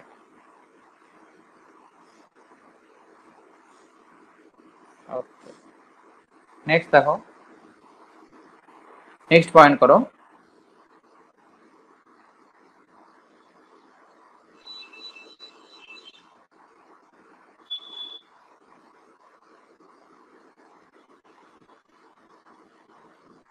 Stability of enol. এনলের স্টেবিলিটি মানে বলতে পারবে যে পার্সেন্টেজ এনল কন্টেন্ট, এটা তো ইকুইলিব্রিয়ামে থাকে, তাহলে এনলটা কত পার্সেন্ট থাকছে, পার্সেন্টেজ এনল কন্টেন্ট, এইটা আমরা দেখবো। ঠিক আছে, এর আমরা অনেকগুলো ক্যাটাগরিতে ভাগ করব। তার মধ্যে প্রথম ক্যাটাগরিটা যেটা করবো সেটা হচ্ছে মনোকার্বনিল কম্পাউন্ডের জন্য। মনোকার্বনিল কম্পাউন্ড, মনোকার্বনিল কম্পাউন্ডস কোনগুলোকে বলছি আমরা? মনোকার্বনিল কম্পাউন্ডস আমরা বলছি যেখানে একটাই কার্বনিল গ্রুপ থাকবে। ফর এক্সাম্পল এটা একটাই কার্বনিল গ্রুপ আছে, তাহলে এটা যদি টটোমারাইজেশন হয় তাহলে এটা হয়ে যাবে CH2 ডাবল বন্ড COH আর এখানে R। তো আমরা যদি এদের মধ্যে যদি এনল কন্টেন্ট দেখি, তাহলে এর যে কিটো ফর্ম, এটাকে আমরা কিটো ফর্ম বলি, কিটো ফর্মটা অলমোস্ট 100% হয়, প্রায় 100% কিটো ফর্মেই থাকে। এনল ফর্মটা তৈরি হয় না, কিন্তু যদি আমরা যদি বলে যে এনল ফর্ম, তাহলে প্রায় 10⁻⁻⁴%, তাহলে যেটা খুবই কম। এবার রিজন কি যে কেন এই মনোকার্বনিল কম্পাউন্ডের ক্ষেত্রে এটা অলমোস্ট কিটো ফর্মেই থাকে, এনল ফর্মে কেন থাকে না, এটা রিজন কি? এটা রিজন হচ্ছে যে যদি আমি একটা কিটো ফর্মকে নিই আর যদি আমি একটা এনল ফর্মকে নিই পাশাপাশি, তাহলে কিটো ফর্মে একটা C ডাবল বন্ডেড O আছে, C বন্ড আছে, CH বন্ড আছে। এই প্রত্যেকটার বন্ড এনার্জি যদি আমি যোগ করি, প্রত্যেকটা বন্ডের বন্ড এনার্জি যদি যোগ করি, তাহলে that will be greater than enol এর ক্ষেত্রে। এনল এর ক্ষেত্রে CO আছে, C ডাবল বন্ড C আছে, C সিঙ্গেল বন্ড H আছে, আর O সিঙ্গেল বন্ড H আছে। এই বন্ড এনার্জি গুলোকে যদি সবাইকে আমরা যোগ করি, তাহলে বন্ড এনার্জি যদি আমরা ক্যালকুলেট করি, তাহলে বন্ড এনার্জি কিটোর বেশি হয়। আর বন্ড এনার্জি বেশি মানে থার্মোডাইনামিক্যালি মোর স্টেবল, থার্মোডাইনামিক্যালি মোর স্টেবল, আর যেটা মোর স্টেবল হবে ইকুইলিব্রিয়াম সেই দিকেই শিফট করে থাকবে। বোঝা গেল? তাহলে আমরা কিটো ফর্মটাকে অলমোস্ট 100% এ পাচ্ছি মনোকার্বনিল কম্পাউন্ডের ক্ষেত্রে। ওই জন্য এই ইকুইলিব্রিয়ামটাকে যখন আমরা দেখাবো, তখন আমাদের উপরের অ্যারোটা ছোট হবে আর নিচের অ্যারোটাকে আমরা বড় করে দেখাবো। উপরের অ্যারোটা ছোট মানে সামনের দিকে কম পরিমাণে তৈরি হচ্ছে। ঠিক আছে? এর পিছনে যেটা মেইন কারণ বন্ড এনার্জি বেশি হওয়ার পিছনে, সেটা হচ্ছে CO বন্ড এনার্জি। CO হচ্ছে very strong bond, the CO is very strong bond,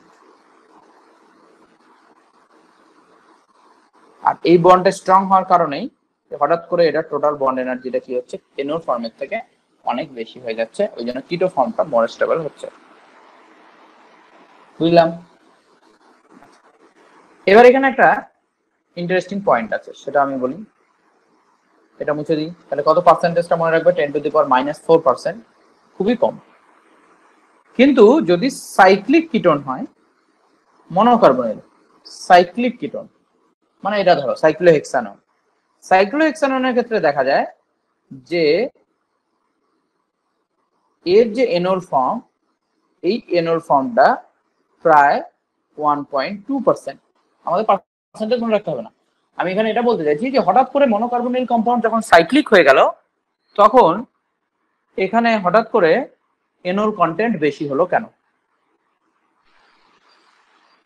এনল content বেশি হলো কেন? স্যার রেজোনেন্সের জন্য। না,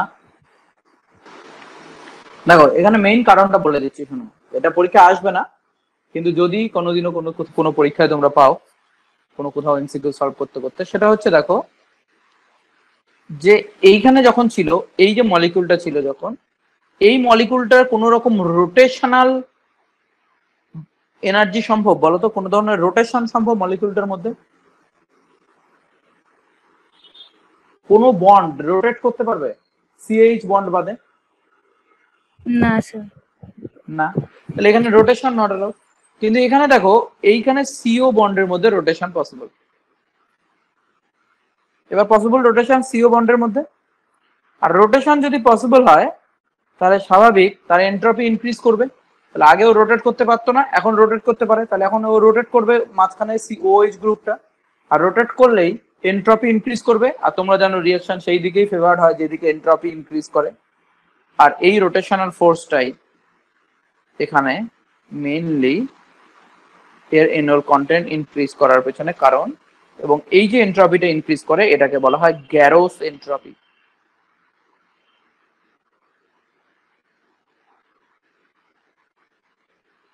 This entropy is called Garros entropy.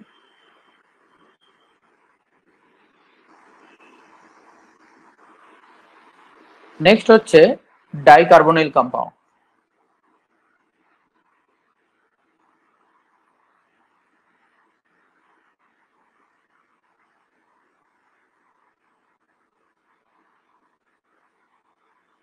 ডাইকার্বনিল compounds, dicarbonyl compounds এর মধ্যে আমি কয়েকটা এক্সাম্পল নেব। ফার্স্ট এক্সাম্পল হচ্ছে অ্যাডজাসেন্ট ডাইকার্বনিল।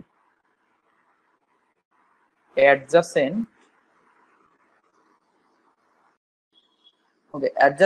ডাইকার্বনিল।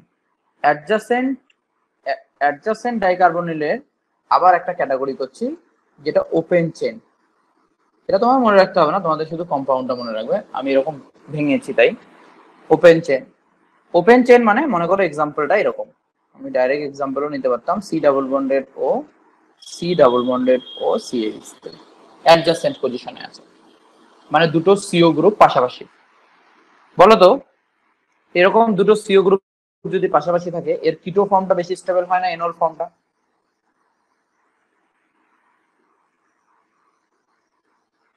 স্যার এনল ফর্মটা না, যখন ওপেন চেন হবে তখন এটা রোটেট করে যাবে, তার মানে CH3 C double bonded O CH3। তাহলে আগে ধরো ডাইপোল মোমেন্ট দুটো একই দিকে কাজ করছিল, এখন ডাইপোল মোমেন্ট দুটো অপোজিট দিকে কাজ করবে। যদি এই বন্ড বরাবর মলিকিউলটা যদি রোটেট করে যায় তাহলে ও এনল তৈরি করবে না। এনল তৈরি করা তো এনল তৈরি করতে গেলে তো একটা এনার্জি দরকার আছে, তাই না? হাইড্রোজেনটাকে এক জায়গা থেকে আরেক জায়গায় শিফট করতে হবে, একটা বন্ড ব্রেক করতে হবে। তাহলে এখানে ও মলিকিউলটাকে জাস্ট রোটেট করিয়ে দেবে, রোটেট করিয়ে দিলেই এর ডাইপোল মোমেন্ট জিরো হয়ে যাবে, ডাইপোল মোমেন্ট জিরো হয়ে যাবে। আর এখানে যেটা মেইন সমস্যা ছিল সেটা হচ্ছে এই যে লোন পেয়ার আর এই লোন পেয়ারের একটা রিপালশন ছিল, এই লোন পেয়ার রিপালশন যেটাও শেষ হয়ে গেল, এই লোন পেয়ার রিপালশনটাও এখানে আর নেই।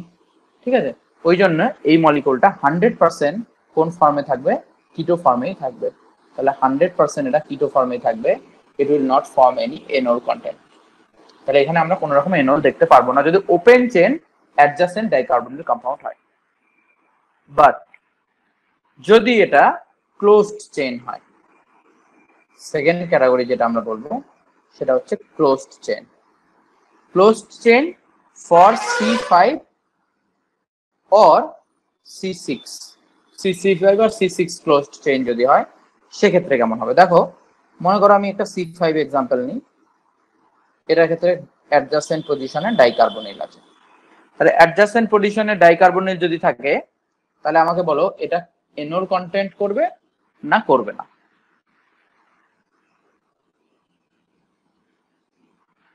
এটা এনল কন্টেন্ট হবে কি হবে না? হবে না। হবে স্যার। হবে, এনল কন্টেন্ট হবে।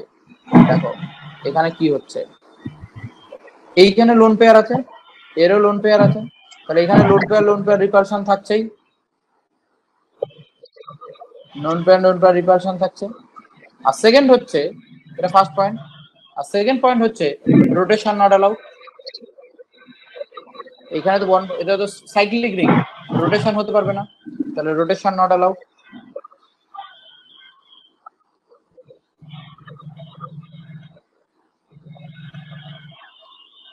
তাহলে স্বাভাবিকভাবে মলিকিউলটা কি করবে? মলিকিউলটা নিজেকে এনল কন্টেন্টে নিয়ে যাবে। তাহলে দেখো এনল কন্টেন্টে নিয়ে গেলে ওর কি লাভ হবে? এনল কন্টেন্ট নিয়ে যেমন এখানে ডাবল বন্ড করবে, এটাতে করবে OH, আর এখানে ডাবল বন্ড O ছিল, এটা এনল হয়ে যাবে। আর এনল যেই হবে সেই দেখো এর মধ্যে একটা হাইড্রোজেন বন্ডিং কাজ করবে, আবার ডাবল বন্ডটা CO এর সঙ্গে কনজুগেশনে থাকবে। তাহলে তিনটে পয়েন্ট লাভ হলো। এক হচ্ছে হাইড্রোজেন বন্ডিং এর জন্য স্টেবিলিটি পাবে, দুই হচ্ছে একটা সাইক্লিক স্ট্রাকচার তৈরি হবে, সাইক্লিক স্ট্রাকচার, আর 3 নম্বর পয়েন্ট হচ্ছে কনজুগেশন, এক্সট্রা কনজুগেশন হবে। তাহলে এই তিনটে পয়েন্ট একে কি করবে? এনল ফর্মটাকে মোর স্টেবল করবে, এবং এই জন্য এটা 100% এনল ফর্মে থাকবে। তাহলে অলমোস্ট 100% এনল ফর্মে থাকবে। তোমরা মিউট করে রাখবে, যে কথা বলছো না যদি তখন মিউট করে রাখবে। হ্যাঁ, তোমরা যখন কথা বলছো না তখন মিউট করে রাখবে। আমি রেকর্ড করছি তো ক্লাসটা, তাহলে সাউন্ড গুলো হয়ে যাবে। ওকে, তাহলে 100% এখানে কি হচ্ছে? 100% আমাদের কি হবে? এনল কন্টেন্ট আমরা পাবো। তাহলে মনে রাখতে হবে ক্লোজড চেন ক্লোজড চেইন যদি ডাইকার্বনিল অ্যাডজাসেন্ট ডাইকার্বনিল হয় তাহলে তাদের ক্ষেত্রে 100% এনোল কন্টেন্ট আমরা পাবো। ওকে, সেকেন্ড ক্যাটাগরি দেখো।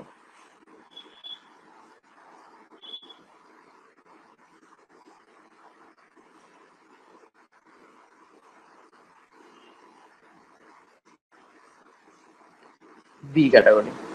বি ক্যাটাগরিতে আমরা বলবো alternate dicarbonyl. Alternate dicarbonyl. Alternate dicarbonyl বলতে আমি এটাকে ডাইরেক্ট এক্সাম্পল নিচ্ছি। অল্টারনেট ডাইকার্বনিলে অল্টারনেট ডাইকার্বনিল এক্সাম্পল নিচ্ছি, মনে করো CH3 C ডাবল বন্ডেড ও মাঝে একটা CH2 তারপরে C double bonded O CH3। এবার অ্যাডজাসেন্ট পজিশনে নেই, একদম পাশাপাশি নেই, এটা অল্টারনেট পজিশনে আছে। তাহলে অল্টারনেট পজিশনে যদি থাকে তাহলে এক্ষেত্রে দেখা যাবে যে এনোল কন্টেন্টটা কিটো কন্টেন্টের থেকে বেশি স্টেবল হবে এবং এনোল কন্টেন্টটা বেশি হবে কিটোর থেকে। তাহলে এখানে এক্সাম্পল যদি নিই তাহলে এখানে CH3 C ডাবল বন্ডেড ও, এখানে ধরো আছে CH ডাবল বন্ডেড COH, একটা জায়গায় এনোল হয়ে গেল আর CH3। ওকে, তাহলে এই জায়গাতে যদি আমরা দেখি তাহলে এখানে দেখবো অলমোস্ট 76% আমাদের এনোল কন্টেন্ট হচ্ছে। তাহলে অলমোস্ট 76% এনোল কন্টেন্ট হচ্ছে, তার মানে এনোল কন্টেন্ট হচ্ছে বেশি। এবার দেখো এখান থেকে একটা প্রশ্ন আসতে পারে, সেটা হচ্ছে এখানে তো অনেকগুলো এনোলাইজেবল এইচ ছিল, অনেকগুলো তো এনোলাইজেবল এইচ ছিল, তার মধ্যে এই এনোলাইজেবল এইচটাই কেন গেল?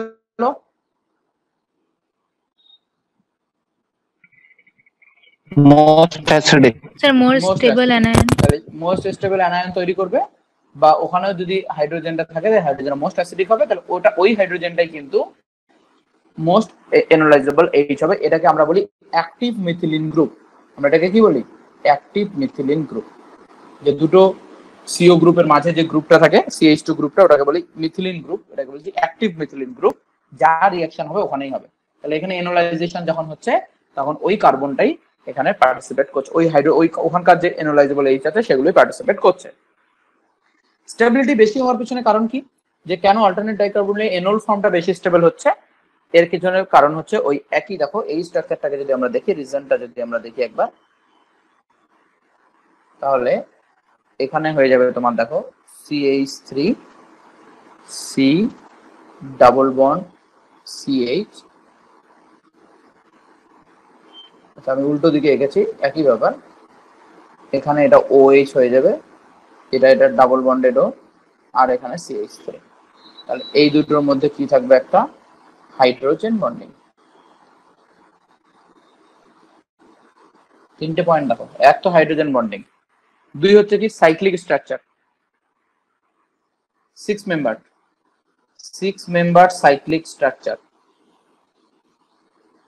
ঠিক আছে, এখানে দেখো এই জায়গাটাতে একটা, এই জায়গা থেকে এখান থেকে যদি আমরা দেখি তাহলে একটা 6 মেম্বার স্ট্রাকচার তৈরি হচ্ছে, যেটা 6 মেম্বার স্ট্রাকচার মানে বেশি স্টেবল হয়, তোমরা জানো। তাহলে একটা 6 মেম্বার সাইক্লিক স্ট্রাকচার তৈরি হচ্ছে, 6MCA, হাইড্রোজেন বন্ডিং হচ্ছে। আবার এখানকার ডাবল বন্ডটা CO এর সঙ্গে একটা এক্সট্রা কনজুগেশন পাচ্ছে।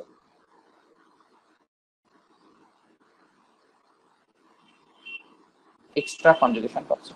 তাহলে এই তিনটে মেইন পয়েন্ট যেখানে এনোল কন্টেন্টটাকে বেশি করে দিচ্ছে, এনোল কন্টেন্টটা কি হয়ে যাচ্ছে? বেশি হচ্ছে, লার্জ সাইজ কনজুগেশন। ওকে, আবার আর একটা কারণ আছে এক্সট্রা কনজুগেশন, আর একটা হচ্ছে যে এই যে CH3 গ্রুপগুলো আছে, এই CH3 গ্রুপের হাইপার কনজুগেশন পাওয়া যাবে এখানে, এই CH3 গ্রুপগুলোর হাইপার কনজুগেশন। তাহলে hyperconjugation stability, hyperconjugation to alkene. তাহলে যে অ্যালকিনটা তৈরি হবে সেই অ্যালকিনটাতে CH3টা আবার হাইপার কনজুগেশন দেবে, যার জন্য ওটা আরো বেশি স্টেবল হয়ে যাবে। ঠিক আছে, এবার এখান থেকে প্রশ্ন এসেছে পরীক্ষায়, কি ধরনের প্রশ্ন এসেছে সেটা আমি তোমাদের বলছি, তোমরা প্রশ্নটা দেখেওছো এর আগে, এবার তোমরা ওই প্রশ্নটাকে ক্লিয়ার হয়ে যাবে। দেখো এখানে একটা নোট লেখো তোমরা। নোট হচ্ছে, আমি বলেছি যেখানে যেখানে নোট লিখবো মানে সেটা ইম্পর্টেন্ট পয়েন্ট। নোট হচ্ছে, if activity of active methylene group activity of active methylene group increases,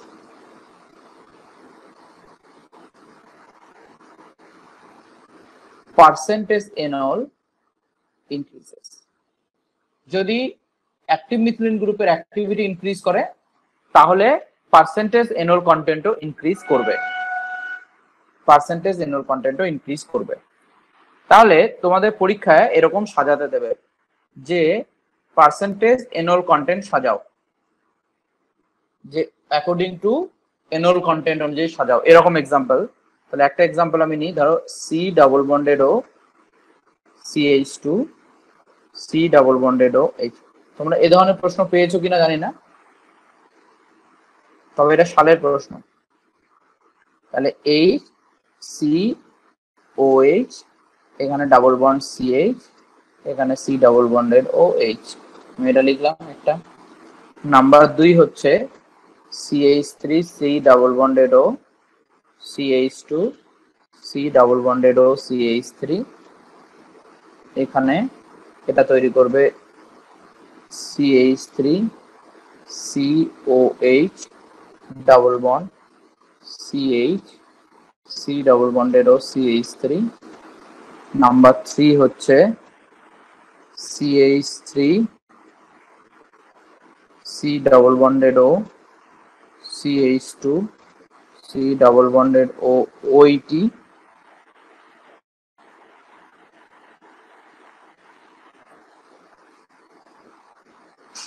এখানে হচ্ছে CH3 C OH double bond CH single bond C double bonded O OH। আচ্ছা, এখানকার মধ্যে একটা আমি বলে দিয়েছিলাম, কোনটা বলেছিলাম বলো? এখানকার মধ্যে আমি একটা বলেছিলাম যে এটা এনল কন্টেন্ট হতো কত পার্সেন্ট বলেছিলাম, এটা 76%, অলমোস্ট 76% এনল কন্টেন্ট। এক নম্বরটা এনল কন্টেন্ট এটার থেকে বেশি হবে না কম হবে? কম হবে। একের এনল কন্টেন্ট বেশি হবে না কম হবে? হ্যাঁ, বেশি হবে। কম হবে। বেশি হবে এনল কন্টেন্ট। এনল কন্টেন্ট কি হবে? বেশি হবে। কেন এনল কন্টেন্ট বেশি হবে? এটা 84% এনল কন্টেন্ট দেবে। এর এনল কন্টেন্ট বেশি হবে এর কারণ হচ্ছে যে এইখানে তো ইলেকট্রন ডোনেটিং গ্রুপ ছিল, যত ইলেকট্রন ডোনেটিং গ্রুপ থাকবে তত অ্যাক্টিভ মিথিলিন গ্রুপের অ্যাক্টিভিটি কমে যাবে। যত ইলেকট্রন ডোনেটিং গ্রুপ থাকবে তত অ্যাক্টিভ মিথিলিন গ্রুপের অ্যাক্টিভিটি কমে যাবে, আর যত ইলেকট্রন উইথড্রয়িং গ্রুপ থাকবে তত অ্যাক্টিভ মিথিলিন গ্রুপের অ্যাক্টিভিটি ইনক্রিজ করবে। তাহলে এখানে কোনো গ্রুপ ছিল না, তাহলে এখানে সবচেয়ে বেশি 84, এখানে 76। বলো তো এটাতে কি হবে? 3 নম্বরটাতে কমে যাবে। কমে যাবে, কারণ এই গ্রুপটা ইলেকট্রন ডোনেটিং গ্রুপ, তাই না? এটা ইলেকট্রন ডোনেট করবে এখানে, তাহলে এই অ্যাক্টিভ মিথিলিন গ্রুপের অ্যাক্টিভিটি কমে যাবে। ওই জন্য এটাতে আসবে তোমার 7 to 8%, 7 থেকে 8% এখানে তুমি এনল কন্টেন্ট পাবে। বুঝলে কি বুঝলে না বলো? বুঝলে? আচ্ছা, এরপরে দেখো এরকম এক্সাম্পল দিয়েছি, আরেকটা ছিল দুদিকেই ওইটি, তাহলে সেটা আরো কম হবে। ওটাকে সাজাতে বলেছিল যে অ্যাকর্ডিং টু এনল কন্টেন্ট অনুযায়ী সাজাও। ঠিক আছে, 4 নম্বরটা আমি লিখে দিই।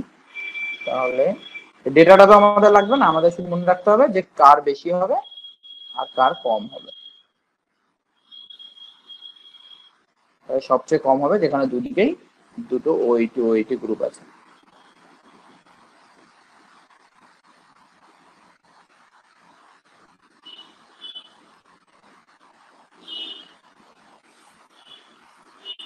আচ্ছা, এরপরে এখান থেকে আরেকটা ইম্পর্টেন্ট পয়েন্ট আমি বলছি। দেখো এইবার ইম্পর্টেন্ট পয়েন্টটা হচ্ছে, এটা 5 নম্বর এক্সাম্পল হিসেবে লেখো। মনে করো এখানে আছে CH3 সি ডাবল বন্ডেড ও, এখানে হচ্ছে CH, এখানে CH3, এখানে C double bonded O CH3। বলো তো এর এনল কন্টেন্ট ওই প্রথমটার থেকে যে সেকেন্ডটার থেকে কম হবে না বেশি হবে?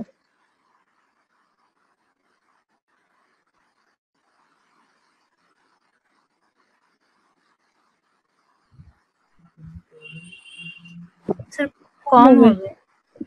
কম হবে কেন, কি বলো? স্যার কার্বনটা কেন? মানে সেকেন্ড ডিগ্রি অ্যানায়ন। না, কার্বনটা ওখানে তো মিথাইল গ্রুপ দিয়েছি, দেখো অ্যাক্টিভ মিথিলিন গ্রুপে এবার একটা মিথাইল গ্রুপ অ্যাড করেছি।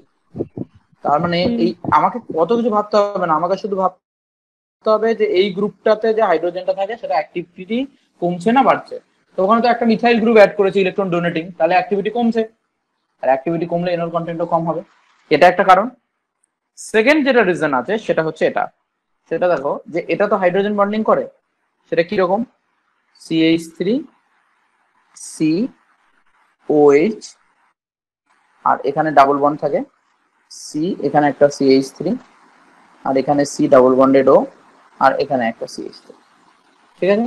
তাহলে এখানে যখন থাকবে তখন এখানে হাইড্রোজেন বন্ডিং হচ্ছিল, 6 মেম্বার রিং হচ্ছিল, তাহলে এটা ছিল তোমাদের হাইড্রোজেন বন্ডিং,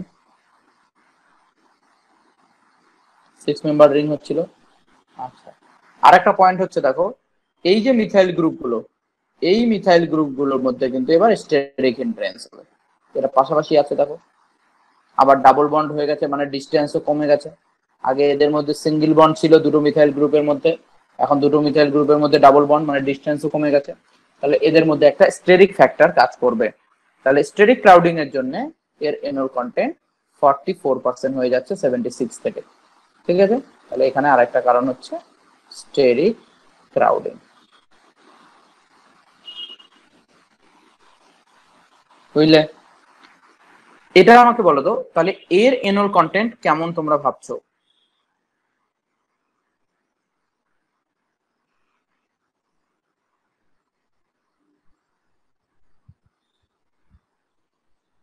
বেশি হবে না কম হবে? কম হবে। কম হবে। কম কতটা কম হতে পারে? একদম অনেকটাই কম। 0%। একদম 10%। 0%। এটা কোনো এনল কন্টেন্টই আমরা পাবো না। কেন 0% এনল হবে? কারণ তোমরা দেখো এইখানে যে গ্রুপগুলো সেগুলো কি tertiary butyl group, tertiary butyl group, তার মানে এখন CH3 গ্রুপগুলোর জায়গায়, এখন এই এইরকম স্ট্রাকচারটাতে এই CH3 গ্রুপগুলোর জায়গায় যদি আমি একটা করে টারশিয়ারি বিউটাইল গ্রুপ দিয়ে দিই, তাহলে ভাবো তো স্টেরিক হিন্ড্রেন্সটা কতটা বেশি হবে। তাহলে এতটাই স্টেরিক হিন্ড্রেন্স এখানে বেশি হয়ে যাবে যে এটা কোনোভাবেও এনল তৈরি করবে না। কথা বোঝা গেল? তাহলে স্টেরিক ক্রাউডিংটা এত বেশি হবে যে ওক্ষেত্রে 0% এনল কন্টেন্ট আমরা পাবো। তাহলে আমাদের যদি অর্ডার লিখতে বলে যে কার এনল কন্টেন্ট বেশি হবে কার কম হবে বলো, তাহলে সেটা আমরা বলতে, ঠিক আছে? গেল 6 নম্বর। 7 নম্বর এক্সাম্পল দেখো, আমাকে বলো আমি যদি এরকম একটা এক্সাম্পল নেই, আগে বলো এটা টটোমারাইজেশন হবে কিনা। দাঁড়াও ছবিটা দেখো, এটা টটোমারিজম দেখাবে কি দেখাবে না বলো? দেখাবে। হ্যাঁ স্যার মানে হবে। এনালাইজেবল এইচ আছে কি নেই? আছে আছে, দুটো আছে। দুটো এনালাইজেবল এইচ আছে, কিন্তু এটা টটোমারিজমে 0% টটোমারিজম দেখাবে। কেন বলো?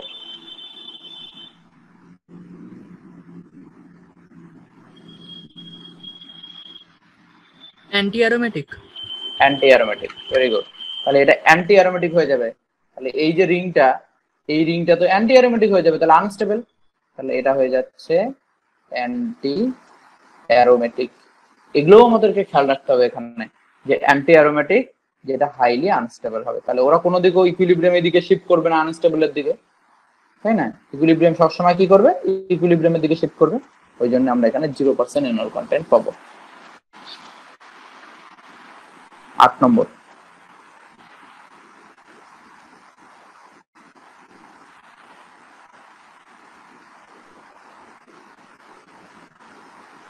এগুলো সবই পরীক্ষার প্রশ্ন বলছি, ঠিক আছে? সবই আমি পরীক্ষার প্রশ্ন বলছি, এগুলো MCQ তো কোথাও না কোথাও তোমরা পাবে, বিভিন্ন বই যদি তোমরা করো তাহলে পাবে। দেখো এটাতে কি হবে, এনল বলো, এনলাইজেশন হবে কি হবে না আগে দেখো? হবে স্যার। এনলাইজেশন তো পসিবল আছে, এনলাইজেশন তো হবে, তাহলে এখানে তুমি পাবে, এখানে OH হয়ে যাবে, এটা ডাবল বন্ড হয়ে যাবে। বলো তো এটা এনল কন্টেন্ট কেমন হবে? বেশি হবে। বেশি হবে কতটা? কনজুগেশনের জন্য স্টেবিলিটি বেশি হবে। কনজুগেশনের জন্য স্টেবিলিটি বেশি হবে, হ্যাঁ বেশি তো হবে। কিরকম স্টেবল হতে পারে? এটা 100% এনল কন্টেন্ট হবে। কি জন্য বলো 100% এনল কন্টেন্ট কেন হচ্ছে? এটা 100% এনল কন্টেন্ট হচ্ছে কারণ এই স্ট্রাকচারটা অ্যারোমেটিক। এবার আমাকে কে এক্সপ্লেইন করতে পারবে যে এটা অ্যারোমেটিক কিভাবে?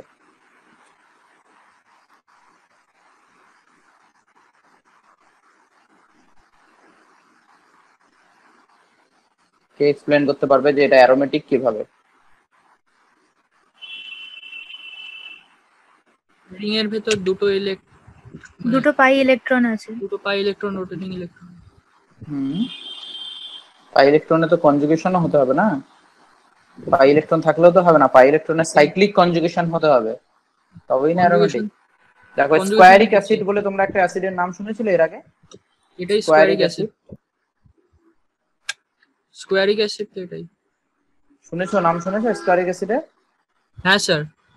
হ্যাঁ, তো স্কোয়ারিক অ্যাসিডের তো এটা ছোট ভাই, এদিকে একটা ওএইচ নেই শুধু।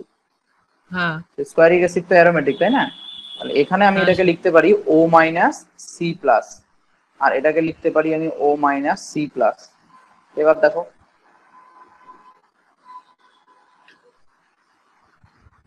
ঠিক আছে, সাইক্লিক কনজুগেশন এবার হবে, কারণ এ যদি এইদিকে যায় পজিটিভ চার্জটা এখানে চলে যাবে, এখানে চলে যাবে পজিটিভ চার্জটা, আবার এদিকে যদি যায় পজিটিভ চার্জটা এদিকে চলে আসবে, তাহলে কনজুগেশনটা এখানে হবে, সাইক্লিক কনজুগেশন হবে, ডাবল বন্ডটা পুরো ঘুরতে পারবে চতুর্দিকে, তাহলে এটা হচ্ছে অ্যারোমেটিক। হ্যাঁ, তো আমি যেটা বলছিলাম তাহলে সেটা হচ্ছে যে এটা অ্যারোমেটিক, এটা অ্যারোমেটিককে ক্যাটাগরির মধ্যে আমরা ফেলবো। সেটা হচ্ছে যদি এখানে ডাবল বন্ড ও থাকে, এখানে ডাবল বন্ড ও থাকে, এখানে একটা সিঙ্গেল বন্ড থাকে, তাহলে এটা অ্যারোমেটিক ক্যাটাগরির মধ্যে পড়বে। তাহলে অ্যারোমেটিক ক্যাটাগরিটা কিভাবে লিখতো? তাহলে এটাকে আমরা এইভাবে লিখতে পারি যে এখানে এটাকে আমি লিখবো O মাইনাস প্লাস, আর এটাকেও লিখবো আমি O মাইনাস প্লাস, আর এখানে double bond 4n plus 2 pi electron, তাহলে 2 পাই ইলেকট্রন এখানে আছে, n ইকুয়াল টু 0, আর সবগুলোই কার্বন গুলোই হচ্ছে sp2 সাইক্লিক প্লানার কনজুগেশন আছে, সুতরাং এটা অ্যারোমেটিক। তাহলে অ্যারোমেটিক হওয়ার জন্য ওখানে 100% আমরা এনল কন্টেন্ট পেয়েছি। ওকে, তাহলে এগুলো প্র্যাকটিস করবে। এবারে যে জিনিসটা, যে পয়েন্ট আমি বলবো সেই পয়েন্টটা একটু ইম্পর্টেন্ট, দেখো সেই পয়েন্টটা হচ্ছে ইম্পর্টেন্ট। এই পয়েন্টটা থেকে অ্যাডভান্স কোশ্চেন হয়, ঠিক আছে? যদি কোশ্চেন একটু অ্যাডভান্স লেভেল হয় তাহলে এখান থেকে প্রশ্ন আসবে। সেটা হচ্ছে পয়েন্টটা লেখো তোমরা, racemization due to enolization. Racemization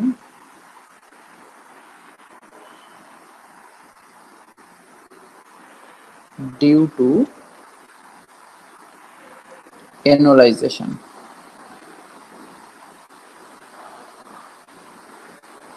racemization due to enolization. Racemization due to enolization কি? ধরো আমরা একটা অপটিক্যালি অ্যাক্টিভ কিটোন নিলাম, অপটিক্যালি অ্যাক্টিভ কিটোন যার এনোলাইজেবল এইচটা কাইরাল কার্বনের মধ্যে আছে। এক্সাম্পল আমি নিই, আগে বোঝাই ব্যাপারটা, তারপরে তোমরা বুঝবে। মনে করো এই কার্বনটা হচ্ছে আমার এনোলাইজেবল এইচ আছে, দেখো ভালো করে এখানে। আচ্ছা বলো এখানে কটা এনোলাইজেবল এইচ আছে? একটা আছে। তাহলে এইটা এনোলাইজেবল এইচ না, এই একটা এনোলাইজেবল এইচ। তাহলে এনোলাইজেবল এইচটা এমন একটা কার্বনে আছে যে কার্বনটা আবার কাইরাল, তাই না? তাহলে enolizable H present in a carbon where the carbon is chiral. তাহলে এই কম্পাউন্ডটা এস কনফিগারেশন, এর কনফিগারেশন হচ্ছে এস, তাহলে এটা অপটিক্যালি অ্যাক্টিভ হবে, অপটিক্যালি অ্যাক্টিভ কম্পাউন্ড হবে, তাই তো? এবার আমরা এর টটোমারাইজেশন করছি, তাহলে টটোমারাইজেশন করলে কি হবে? টটোমারাইজেশন যখন করব হয় H প্লাস অথবা OH মাইনাস এর ক্যাটালিস্ট ইউজ করে আমরা টটোমারাইজেশন করব। আচ্ছা, টটোমারাইজেশন হলে এটা কি কনভার্টেড হবে? PH C ডাবল বন্ড আর এখানে হয়ে যাবে MeCOH CMe3। বলো এটা অপটিক্যালি অ্যাক্টিভ না ইনঅ্যাক্টিভ? এনলটা অপটিক্যালি ইনঅ্যাক্টিভ হয়ে যাবে। অপটিক্যালি ইনঅ্যাক্টিভ হয়ে যাবে, তাহলে এটা হয়ে যাবে অপটিক্যালি ইনঅ্যাক্টিভ। আচ্ছা, এনলটা আবার ব্যাক করবে তো, এনলটা আবার ব্যাক করবে না? ব্যাক করে তো ওটা আবার কিটো তৈরি করবে, এটা ইকুইলিব্রিয়ামে আছে, তাহলে এনল তৈরি হলে এনল আবার কিটো তৈরি করবে। তাহলে এই যে কার্বনটা, এই কার্বনটা এবার হাইব্রিডাইজেশন কি sp2, তাহলে এটা প্লানার কার্বন। তাহলে এই যে H+টাকে নেবে, এখান থেকে যে এই H-টাকে নেবে, এই H-টাকে তো ও যে কোনো জায়গায় উপর থেকেও নিতে পারে, নিচের দিক থেকেও নিতে পারে, ও তো প্লানার, বোথ সাইডে নিতে পারে। তার মানে ও যখন ব্যাক করবে, মানে যখন ও আবার ব্যাক করে কিটো তৈরি করবে, তখন কি শুধু ও এস ফর্মটাই তৈরি করবে না আর ফর্মও তৈরি করবে, এস ফর্মও তৈরি করবে? দুটোই রেসিমিক মিক্সচার হবে। Racemic mixture. দুটোই তৈরি করবে, তাহলে রেসমিক মিক্সচার তৈরি করবে। ঠিক আছে, তাহলে এ আবার প্রথমে এসটাও তৈরি করবে, আর সেই সঙ্গে এর যেটা মিরর ইমেজ হবে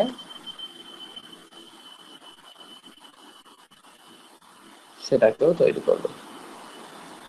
তাহলে আলটিমেটলি সলিউশনটা যদি আমি অনেকক্ষণ ধরে রেখে দিই, তাহলে একটা অপটিক্যালি অ্যাক্টিভ কম্পাউন্ড অনেকক্ষণ ধরে তুমি রেখে দিচ্ছ কিটো কম্পাউন্ড, সেটা অ্যাকচুয়ালি অপটিক্যালি অ্যাক্টিভ থাকবে না, সেটা আলটিমেটলি কি হয়ে যাবে, অপটিক্যালি ইনঅ্যাক্টিভ হয়ে যাবে, যেটা রেসমিক মিক্সচার হয়ে যাবে। তাহলে এটা থেকে থিওরিটিক্যাল প্রশ্ন হতে পারে, এটা থেকে তোমার কাছে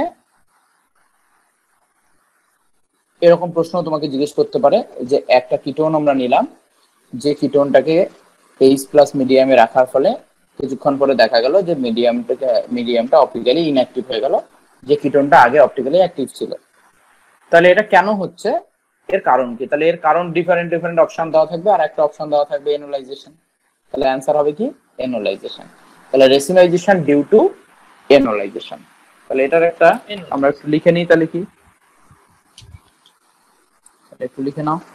when an optically pure কেন বলছি, অনলি একটা ফর্ম থাকবে, তাহলে when an optically pure aldehyde or ketone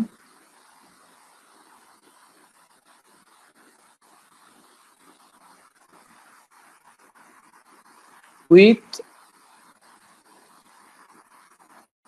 an enolizable H at the chiral carbon। আচ্ছা, কাইরাল কার্বনে কটা এনোলাইজেবল H থাকতে পারে? একটাই থাকতে পারে। দুটো H থাকলে তো ওটা কাইরালি হলো না, তাই না? তাহলে when an optically pure aldehyde or ketone with an enolizable H at the chiral carbon is kept in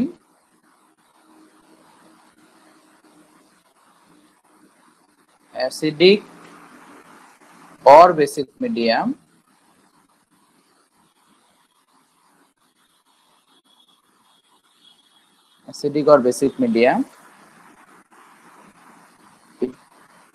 then it is converted to an optically inactive racemic mixture.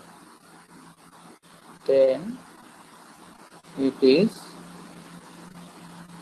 converted to an optically inactive racemic mixture। এইটাকেই আমরা এই ফেনোমেননটা আমরা observe করেছি। ঠিক আছে, এটা আমাদের observation ছিল এবং তার রিজনটাও আমরা পড়ে নিলাম। কিন্তু প্রশ্ন তো ওটা হবে না, প্রশ্ন হবে যে নিচের কোন অ্যালডিহাইড বা কিটোনটাকে আমরা যদি H+ মিডিয়ামে রাখি তাহলে রেসিনাইজেশন হবে। বুঝতে পেরেছো প্রশ্ন? তাহলে এবার দেখো, আমি তোমাদের কয়েকটা এক্সাম্পল বলছি, তোমরা বলবে যে এটা রেসিনাইজেশন হবে কি হবে না। Which will racemize in acid or basic medium? কোশ্চেনটা এটা।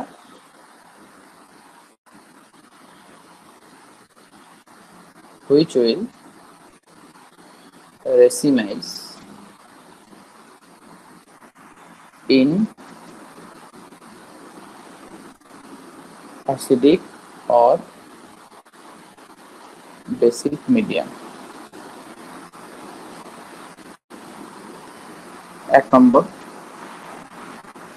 PH CET, এখানে একটা H, C double bonded O CH3। বলো রেসিমাইজেশন হবে কি হবে না? আমাকে দেখতে হবে এনোলাইজেবল স্যার। H কাইরাল কার্বনে আছে কি নেই। হবে? হবে। বলো। হ্যাঁ এটা রেসিমাইজেশন হবে। এই এনোলাইজেবল Hটা একটা কাইরাল কার্বনের মধ্যেই আছে। Number 2 PH ME ET C double bonded O CH3। বলো।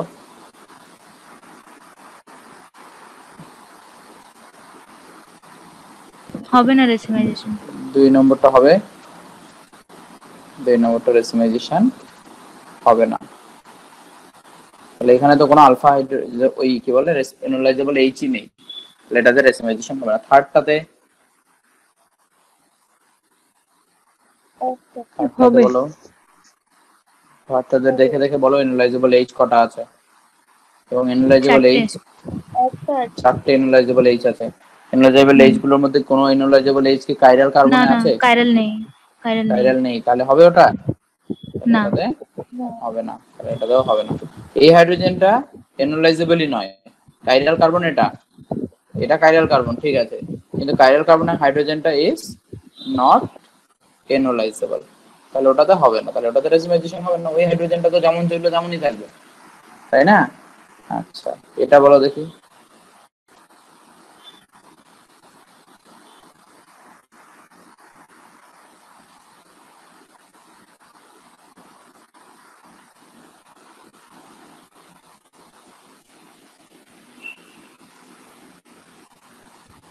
হবে স্যার। হবে এটা? হ্যাঁ কারণ স্যার এই হবে। হাইড্রোজেনটা কাইরাল কার্বনে আছে, আবার এটা এনোলাইজেবল, তাই তো? এটা এনোলাইজেবল H, কনজুগেশন আছে C এর সঙ্গে এবং কাইরাল কার্বনে আছে, তাহলে এটার ক্ষেত্রে রেসিমাইজেশন তাহলে হবে। ঠিক আছে, আচ্ছা এটা বলো দেখি 5 নম্বর।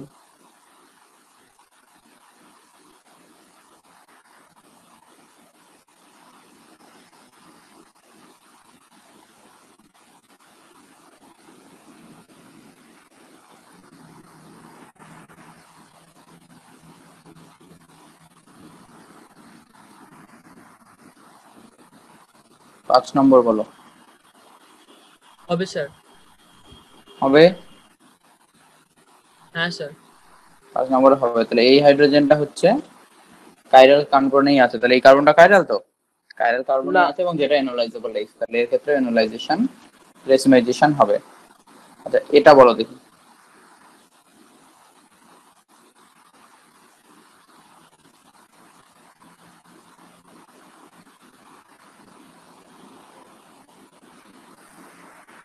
রেসিমাইজেশন হবে কি হবে না?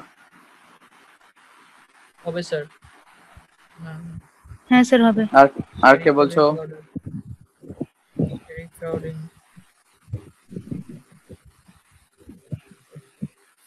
স্টেরিক হবে রেসিমাইজেশন? রেসিমাইজেশন হবে বলো। হওয়া উচিত। হবে? হওয়া উচিত। হ্যাঁ এই জায়গাতে ভুলটা করে দেবে। দেখো ক্রাউডিং হবে। এই কার্বনটা, এই হাইড্রোজেনটা এনোলাইজেবল H এবং এটা কাইরাল সেন্টারেই আছে, তাহলে এই এর যা কনফিগারেশন থাকবে তার কনফিগারেশন চেঞ্জ হবে, কিন্তু এই দিকের সেন্টারটাও তো কাইরাল, এর কনফিগারেশনের কি কোনো চেঞ্জ হবে? না।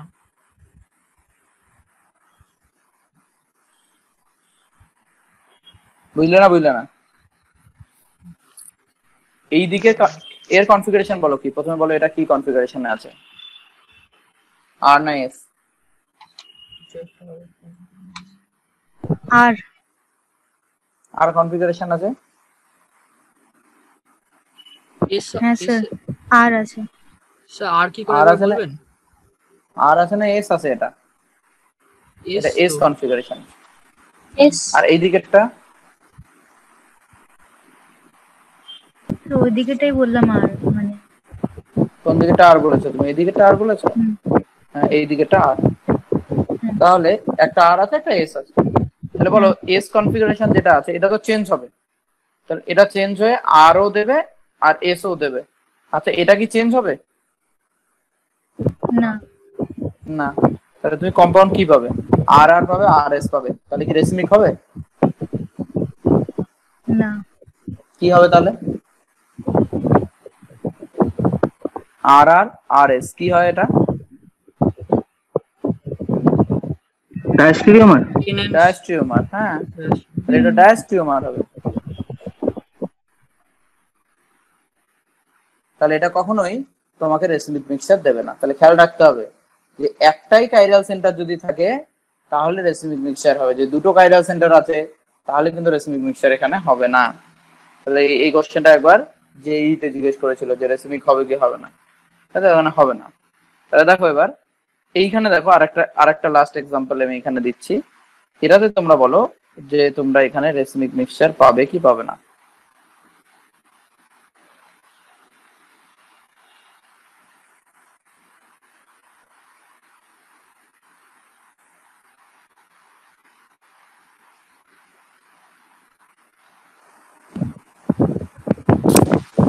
এটাও ডায়াস্টেরিয়াম। এটাও ডায়াস্ট্রিওমার হবে, তাহলে এটা তো পাবো না। তাহলে এখানে এই হাইড্রোজেনটা এনোলাইজেবল এইচ এবং কাইরাল সেন্টারের সঙ্গে আছে, আবার এটা কাইরালের সঙ্গে আছে, কিন্তু এই কাইরালের হাইড্রোজেনটা তো এনোলাইজেবল নয়, এই হাইড্রোজেনটা তো কোথাও যাবে না।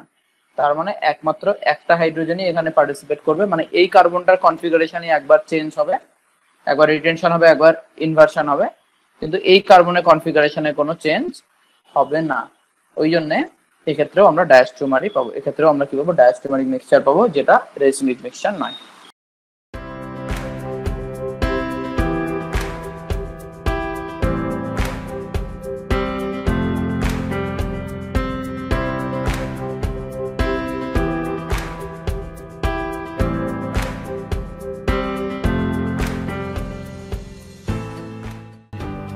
Welcome to MethaCare. I am Ridul Ahmed, founder and mentor at MethaCare. আমি তৌফিক ইসলাম, co-founder and mentor at MethaCare. আমরা ওয়েস্ট বেঙ্গলের ছাত্রছাত্রীদের জন্য একটা নতুন উদ্যোগ নিতে চলেছি। আমরা এখানে নিট এবং জেই মেন অ্যান্ড অ্যাডভান্সডের অনলাইনে ইন্টারেক্টিভ কোর্স এর মাধ্যমে আমরা ছাত্রছাত্রীদের মধ্যে কন্টেন্ট ডেভেলপমেন্ট, ক্রিটিক্যাল থিঙ্কিং এবং স্কিল ডেভেলপমেন্টের একটা প্রোগ্রাম আমরা সেট করছি। ক্লাস 9 থেকেই all boards, West Bengal, ICSE, CBSE, all বোর্ডসের স্টুডেন্টদেরকে একটু অ্যাডভান্স লার্নিংয়ের মাধ্যমে আমরা ক্লাস 9 থেকেই তাদের অল ইন্ডিয়া কম্পিটিটিভ এক্সামসগুলোর জন্য আমরা প্রিপেয়ার করতে চাইছি। Visit our YouTube channel MethaCare for demo lectures and contact us for admission and further details. Thank you.